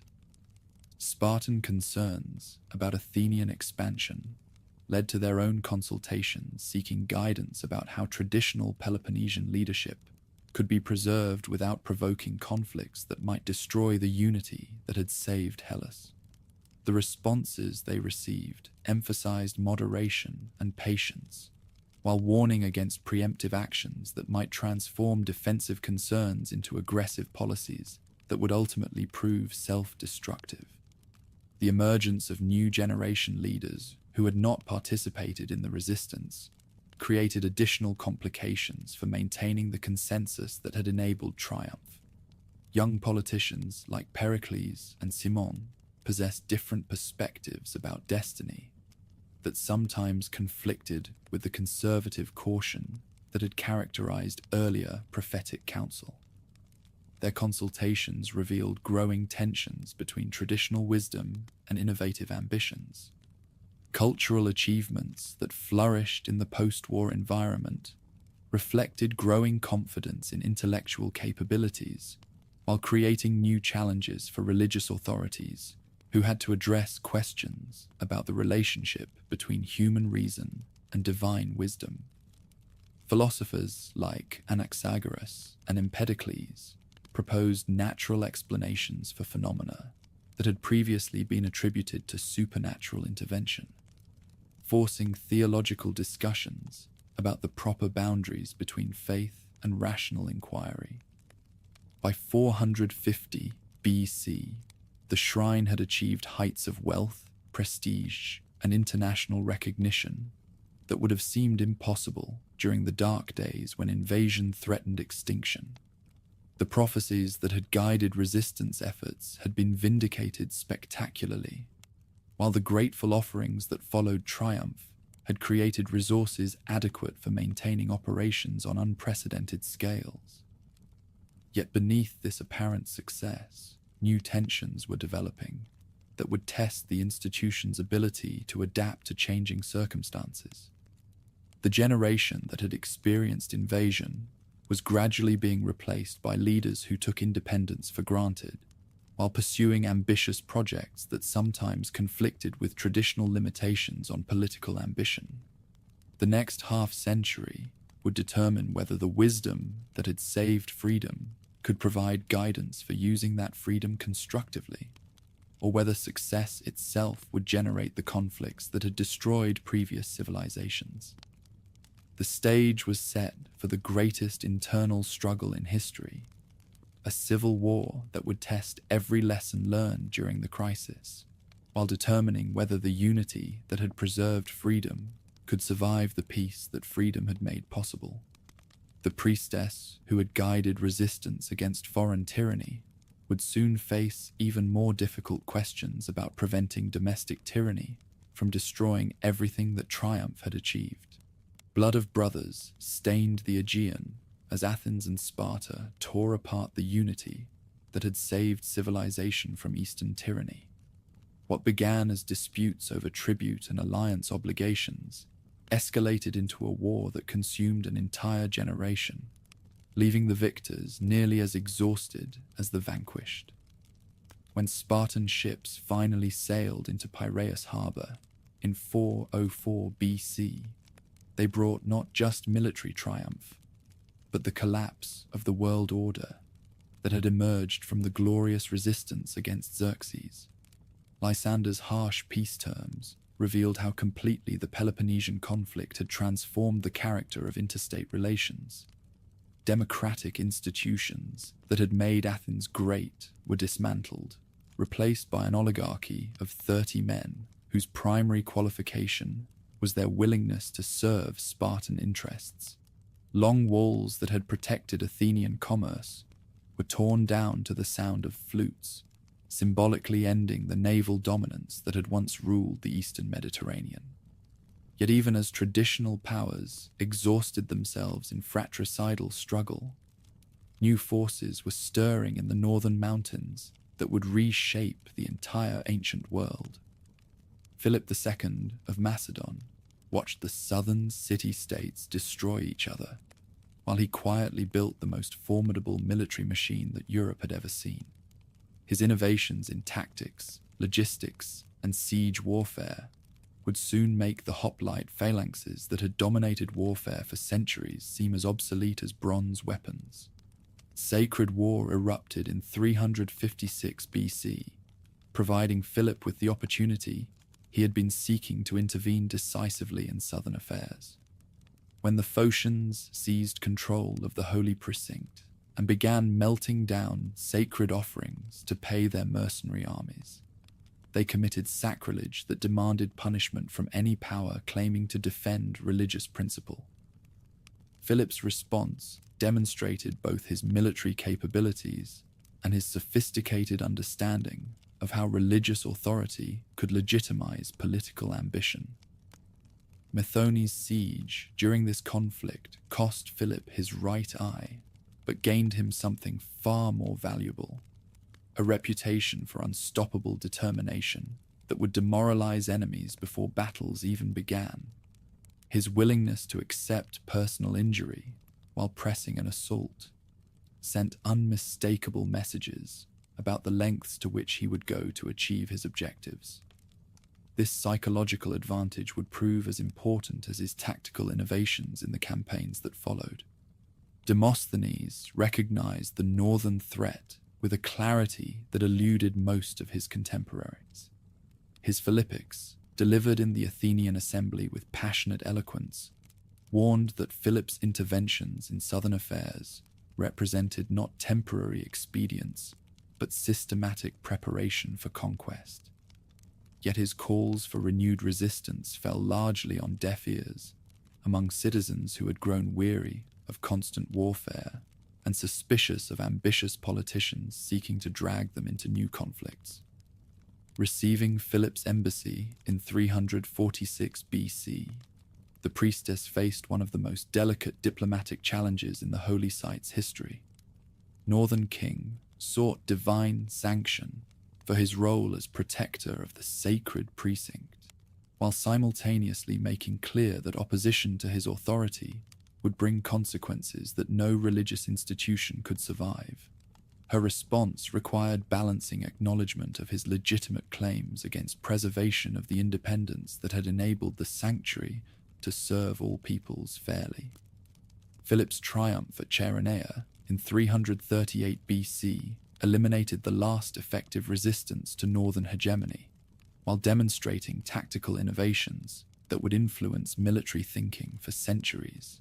His coordination of infantry, cavalry, and light troops achieved a level of battlefield integration that overwhelmed enemies still fighting according to traditional methods. More importantly, his treatment of the defeated powers revealed strategic vision that extended far beyond mere conquest. League of Corinth, that Philip established after his triumph, represented a masterpiece of political organization that preserved the forms of independence while ensuring northern control over all significant decisions. Member states retained their internal autonomy and traditional institutions, but foreign policy was directed by a hegemon whose authority derived from demonstrated military superiority rather than ancient custom or religious sanction. Young Prince arrived at the sacred site in 336 BC, following his father's assassination, marking the beginning of the most dramatic transformation in human history. Heir who dismounted before the holy precinct bore little resemblance to the conquerors who had previously sought divine approval for their ambitions.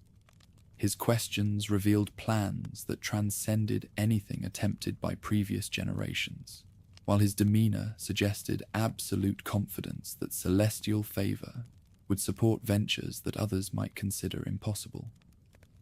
Initially refusing to provide prophecy, the priestess claimed that the day was inauspicious for divine communication.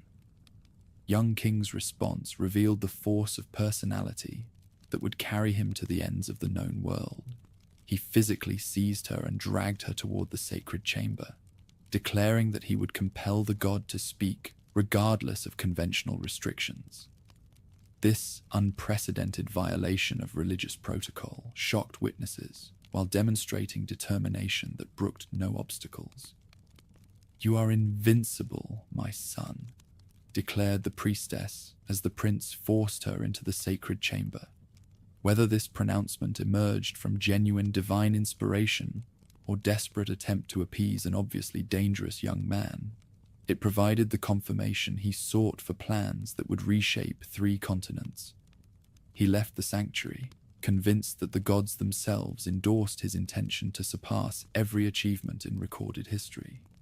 Expedition that the world conqueror launched against the Eastern Empire in 334 BC began as a campaign of revenge for earlier invasions, but evolved into something unprecedented in scope and ambition.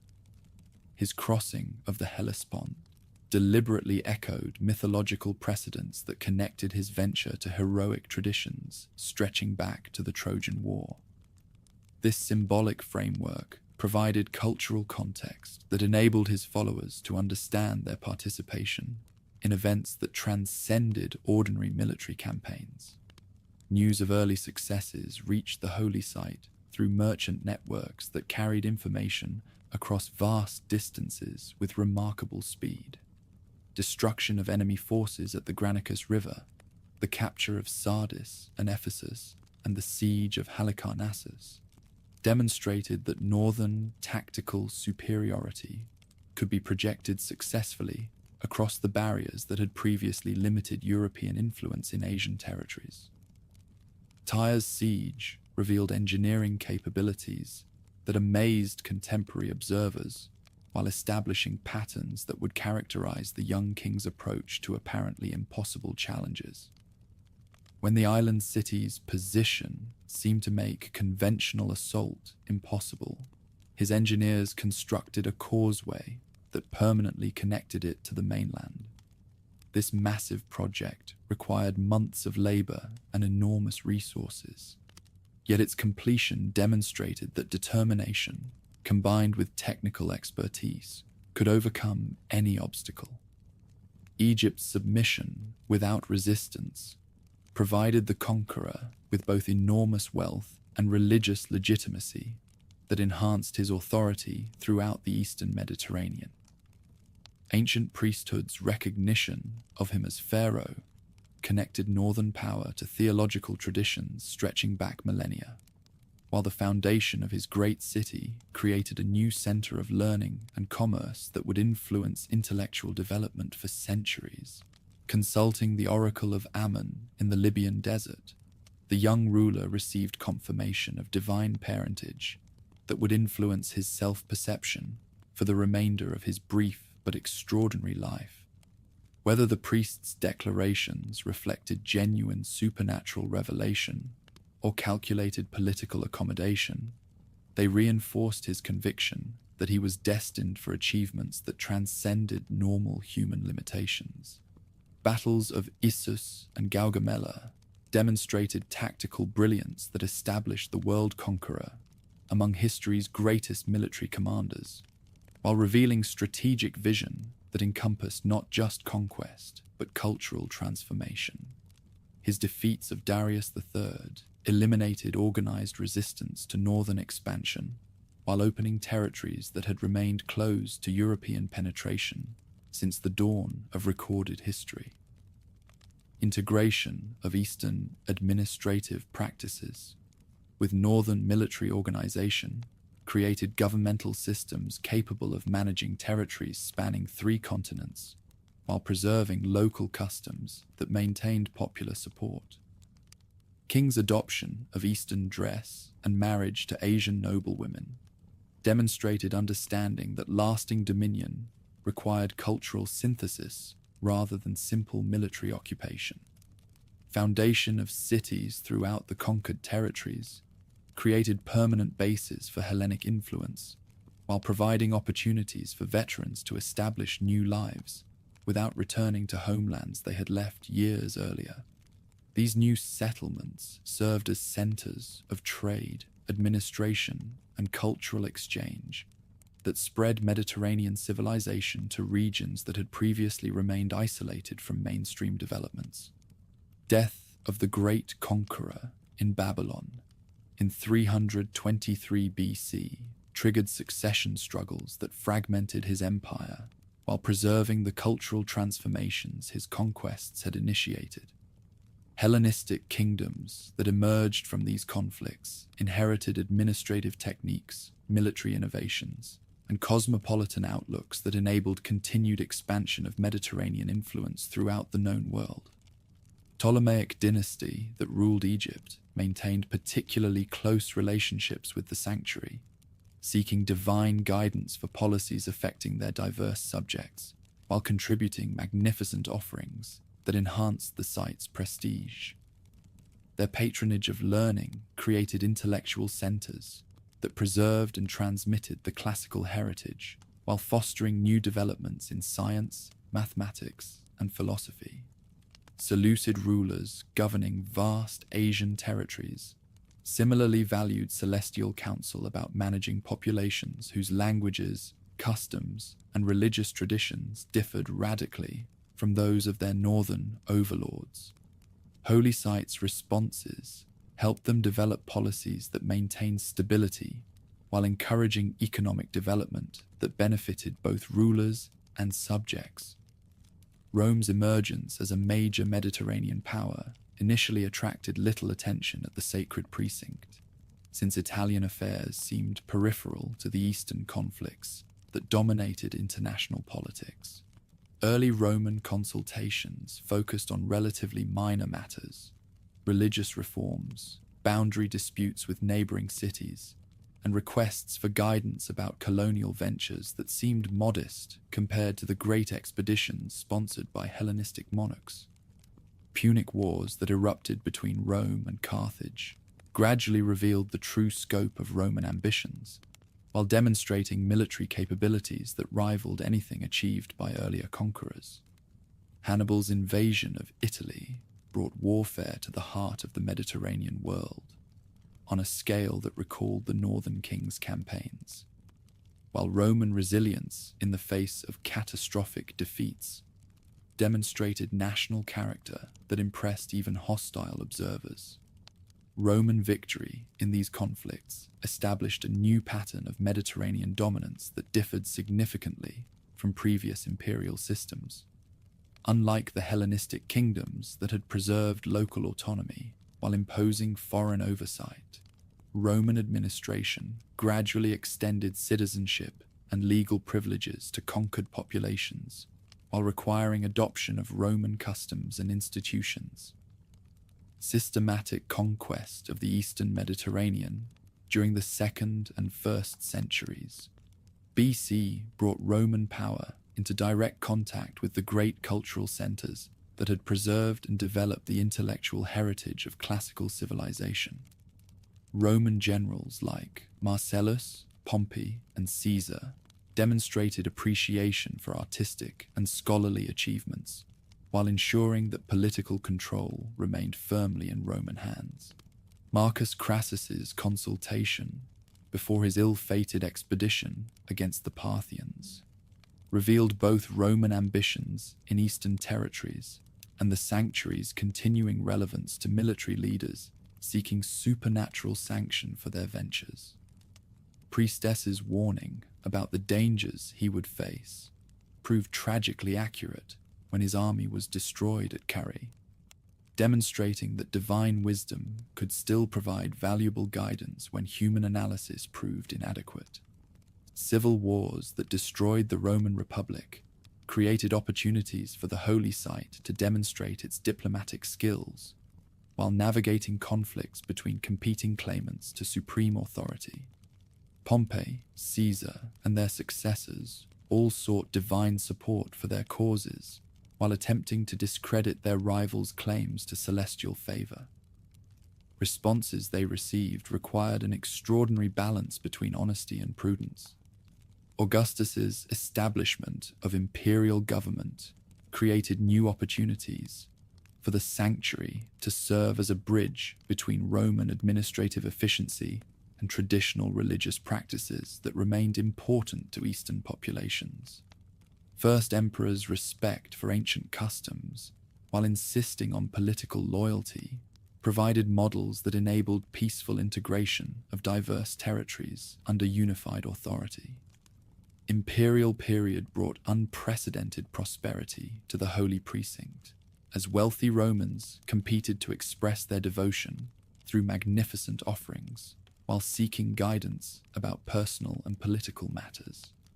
Emperors like Hadrian and Marcus Aurelius demonstrated genuine interest in philosophical questions, while supporting construction projects that enhanced the site's physical beauty and functional capabilities. Plutarch's service as a priest during the late 1st century AD provided detailed insights into how the sanctuary functioned during its final period of genuine authority. His writings preserved descriptions of procedures, interpretive techniques, and administrative arrangements that would otherwise have been lost when traditional practices were eventually abandoned. Growing influence of rational philosophy created intellectual challenges for religious authorities, who had to address questions about the relationship between divine revelation and natural causation. Skeptics like Cicero and Lucian questioned whether phenomena reflected supernatural intervention or psychological and geological factors that could be explained through scientific analysis. Yet even as some intellectuals challenged traditional explanations for accuracy, practical politicians and military commanders continued seeking guidance for ventures where success or failure might determine the fate of nations. Sanctuary's ability to provide useful counsel about complex political and strategic questions ensured its continued relevance despite changing cultural attitudes. By AD 100, the Holy Site had successfully adapted to Roman dominance, while preserving its essential character and continuing to serve constituencies throughout the Mediterranean world. Priestess still sat above the sacred chasm, breathing vapors that carried inspiration, speaking words that influenced individual destinies and political developments. Yet changes were approaching that would test the institution's ability to survive in a world increasingly dominated by new religious movements that challenged traditional relationships between human and divine authority. Classical age was drawing to a close, though few contemporaries recognized the significance of the transformations occurring around them. Next 3 centuries would determine whether institutions that had guided Mediterranean civilization for nearly a millennium could adapt to radically different cultural conditions, or whether they would be swept away by forces they could neither comprehend nor control. Strange new voices were echoing through the Mediterranean world, carrying a message that challenged everything the ancient sanctuaries represented. In distant Palestine, a carpenter's son had claimed to speak with divine wisdom that required no intermediary, no sacred vapors, no elaborate rituals, just devotion to his revolutionary teachings about love, forgiveness, and eternal life. His followers, growing in number despite brutal persecution, proclaimed that the old gods were false idols whose time had ended forever. During Trajan's reign, an elderly oracle first encountered these ideas when a delegation of believers arrived seeking divine counsel about their spreading movement. Paul, a former Pharisee who had traveled throughout the eastern territories, establishing groups of faithful, led this unusual embassy. His request for guidance seemed innocent enough, yet his underlying message struck at the very foundations of ancient practice. "Your God is unknown to us," declared these visitors with unsettling confidence. "He needs no temple made with hands, no golden vessels, no burnt offerings. Most High dwells not in buildings, but in the hearts of those who believe." Such words would have seemed mere blasphemy in earlier times, yet something in their tone suggested conviction that went beyond ordinary spiritual enthusiasm. These people believed they possessed truth that rendered all other spiritual seeking obsolete. Diplomatically neutral, her response acknowledged their sincerity, while noting that many paths led to divine understanding. Yet even this measured reaction failed to satisfy visitors who insisted that their way was the only way, that salvation came through no other name, that the age of multiple gods and competing revelations had ended with their master's resurrection. Their departure left an atmosphere of unease that would only intensify in the decades that followed.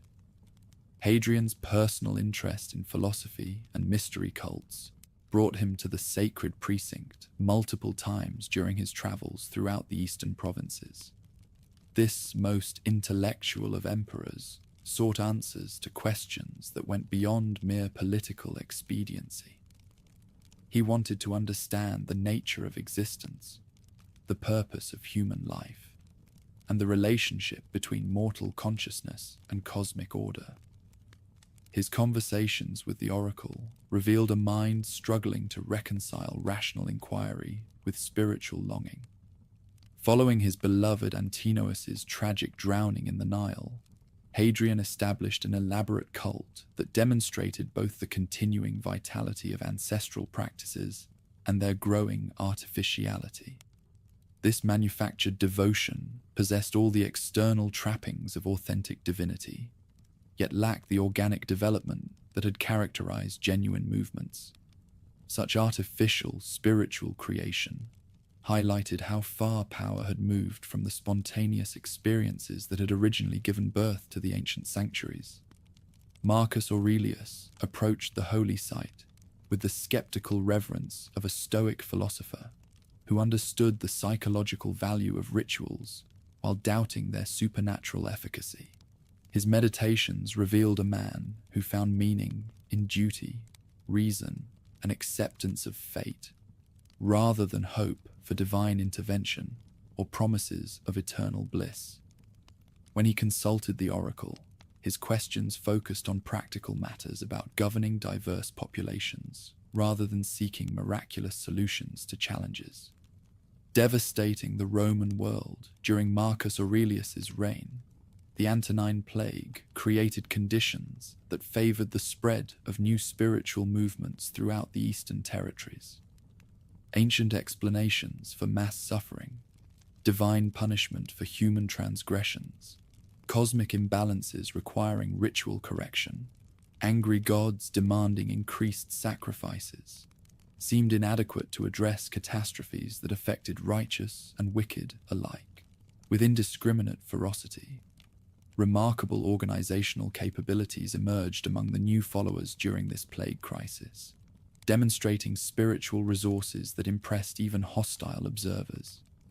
Their groups cared for sick members regardless of social status, shared resources with those in need, and faced death with equanimity that reflected genuine conviction about eternal rewards awaiting the faithful. This practical demonstration of transformative power attracted converts who had found ancestral practices unable to provide similar comfort during times of crisis. Rising to power from North African backgrounds, the Severian dynasty brought emperors who possessed different perspectives about spiritual diversity and governmental unity. Septimius Severus and his successors proved more tolerant of exotic cults and foreign traditions than their predecessors. Yet this tolerance was balanced by pragmatic concerns about maintaining order among increasingly diverse populations with conflicting loyalties. Caracalla's extension of citizenship to all free inhabitants inadvertently strengthened the new movement by providing protection against arbitrary persecution while enabling their leaders to travel freely throughout the territories. This unintended consequence of administrative reform accelerated the spread of ideas that would ultimately challenge the spiritual foundations of Roman power. Military disasters, economic collapse, and political chaos characterized the crisis of the 3rd century, creating conditions similar to those that had originally given birth to mystery cults and salvation movements. Ancient civic deities seemed powerless to protect people from barbarian raids, plague outbreaks, and civil wars that devastated entire provinces. Desperate populations sought spiritual alternatives that promised more effective protection and more meaningful explanations for their sufferings. Solar monotheism emerged during this period as an attempt to create unity that could bind together diverse populations without requiring abandonment of all ancestral practices. Worship of Sol Invictus, the unconquered sun, appealed to military emperors who identified with deities associated with victory and cosmic order, while providing theological frameworks that could accommodate various local traditions within a unified cult. Aurelian's restoration of political stability temporarily revived ancient practices, while demonstrating that Rome still possessed sufficient strength to suppress challenges to established order. His dedication of a magnificent temple to Sol Invictus in the capital symbolized attempts to create new forms of unity that preserved essential elements of classical civilization while adapting to changed conditions throughout the Mediterranean world. Beneath this apparent revival, however, fundamental changes were occurring that would prove irreversible. New spiritual movements had used the crisis period to establish deeper roots in urban populations, while developing institutional structures capable of surviving persecution and providing alternatives to civic organizations. Their bishops had become recognized leaders whose influence often exceeded that of officials in matters affecting daily life. Diocletian's accession brought systematic administrative reforms that addressed many problems that had nearly destroyed Roman control during the previous century. His division of responsibilities among multiple rulers, reorganization of provincial boundaries, and standardization of taxation created governmental structures capable of managing enormous size and complexity more effectively than previous arrangements had achieved. Launching in 303 AD, Diocletian's Great Persecution represented the most systematic attempt ever made to eliminate the new movement from the Roman world. Unlike earlier sporadic outbreaks of violence against individual groups, this coordinated campaign aimed at destroying the organizational infrastructure that had enabled expansion throughout the Eastern territories. Churches were demolished, scriptures confiscated, clergy imprisoned, and ordinary believers forced to choose between apostasy and death. revealing how completely ancient institutions had become subordinated to state power. The sacred site's response to this policy offered no protest against persecution of the followers, no defense of spiritual freedom, no assertion that divine will operated independently of governmental decree. This silence reflected not just prudent calculation, but fundamental transformation in how spiritual leaders understood their relationship to secular control. Constantine's conversion, following his victory at the Milvian Bridge in 312 AD, transformed the empire's spiritual landscape more dramatically than any event since the original conquest of the Eastern Mediterranean. Having received divine aid from this new god, Constantine possessed both practical reasons for supporting the winning side and genuine conviction that this deity offered superior protection for his ventures. Establishing legal frameworks for tolerance in 313 AD, the Edict of Milan initially seemed to promise continued survival for ancient cults, alongside the increasingly dominant movement.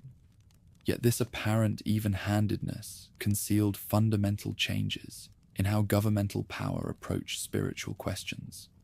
No longer merely tolerated, the new creed was actively promoted through patronage, legal privileges, and official endorsement that gradually marginalized competing traditions.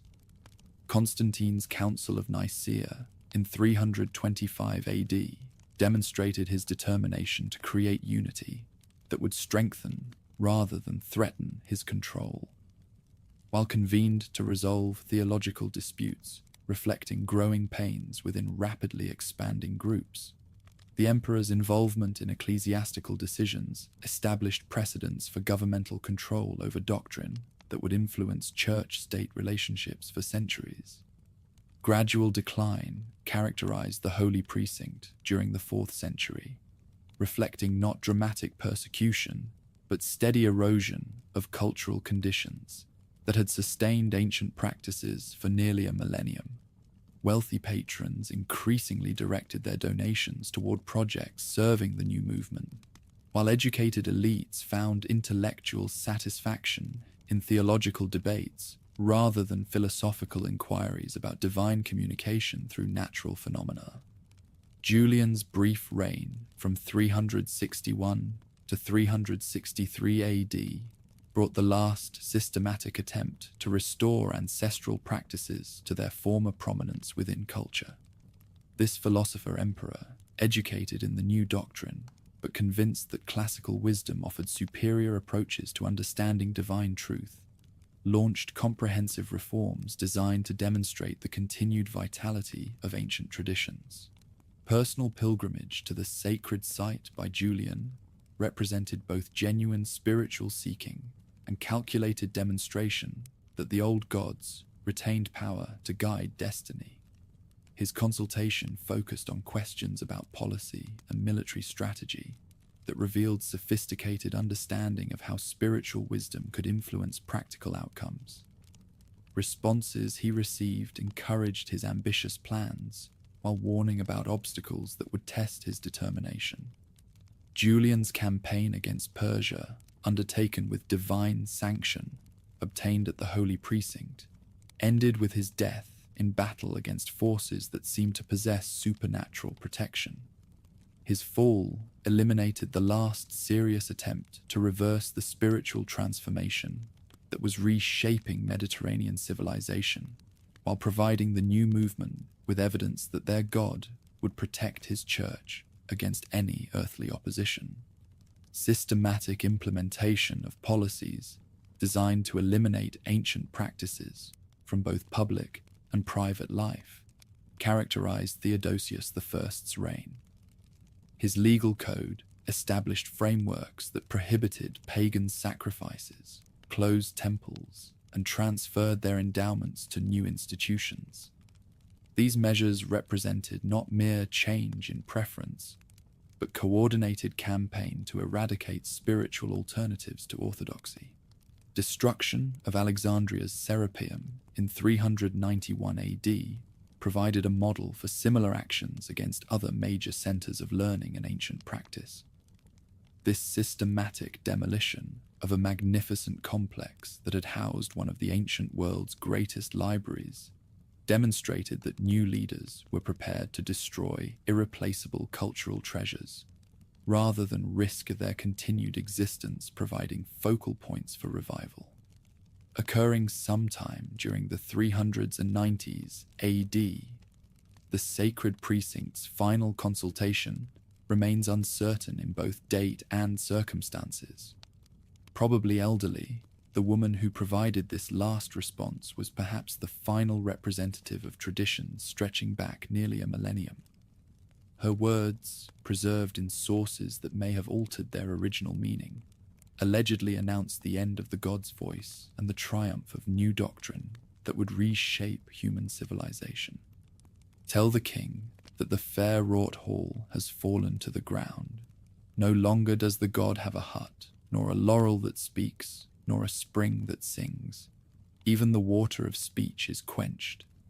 Whether actually spoken by the last oracle, or composed by authors seeking to dramatize their victory over paganism, these words captured the historical reality of a transformation that ended nearly 1,000 years of continuous divine communication.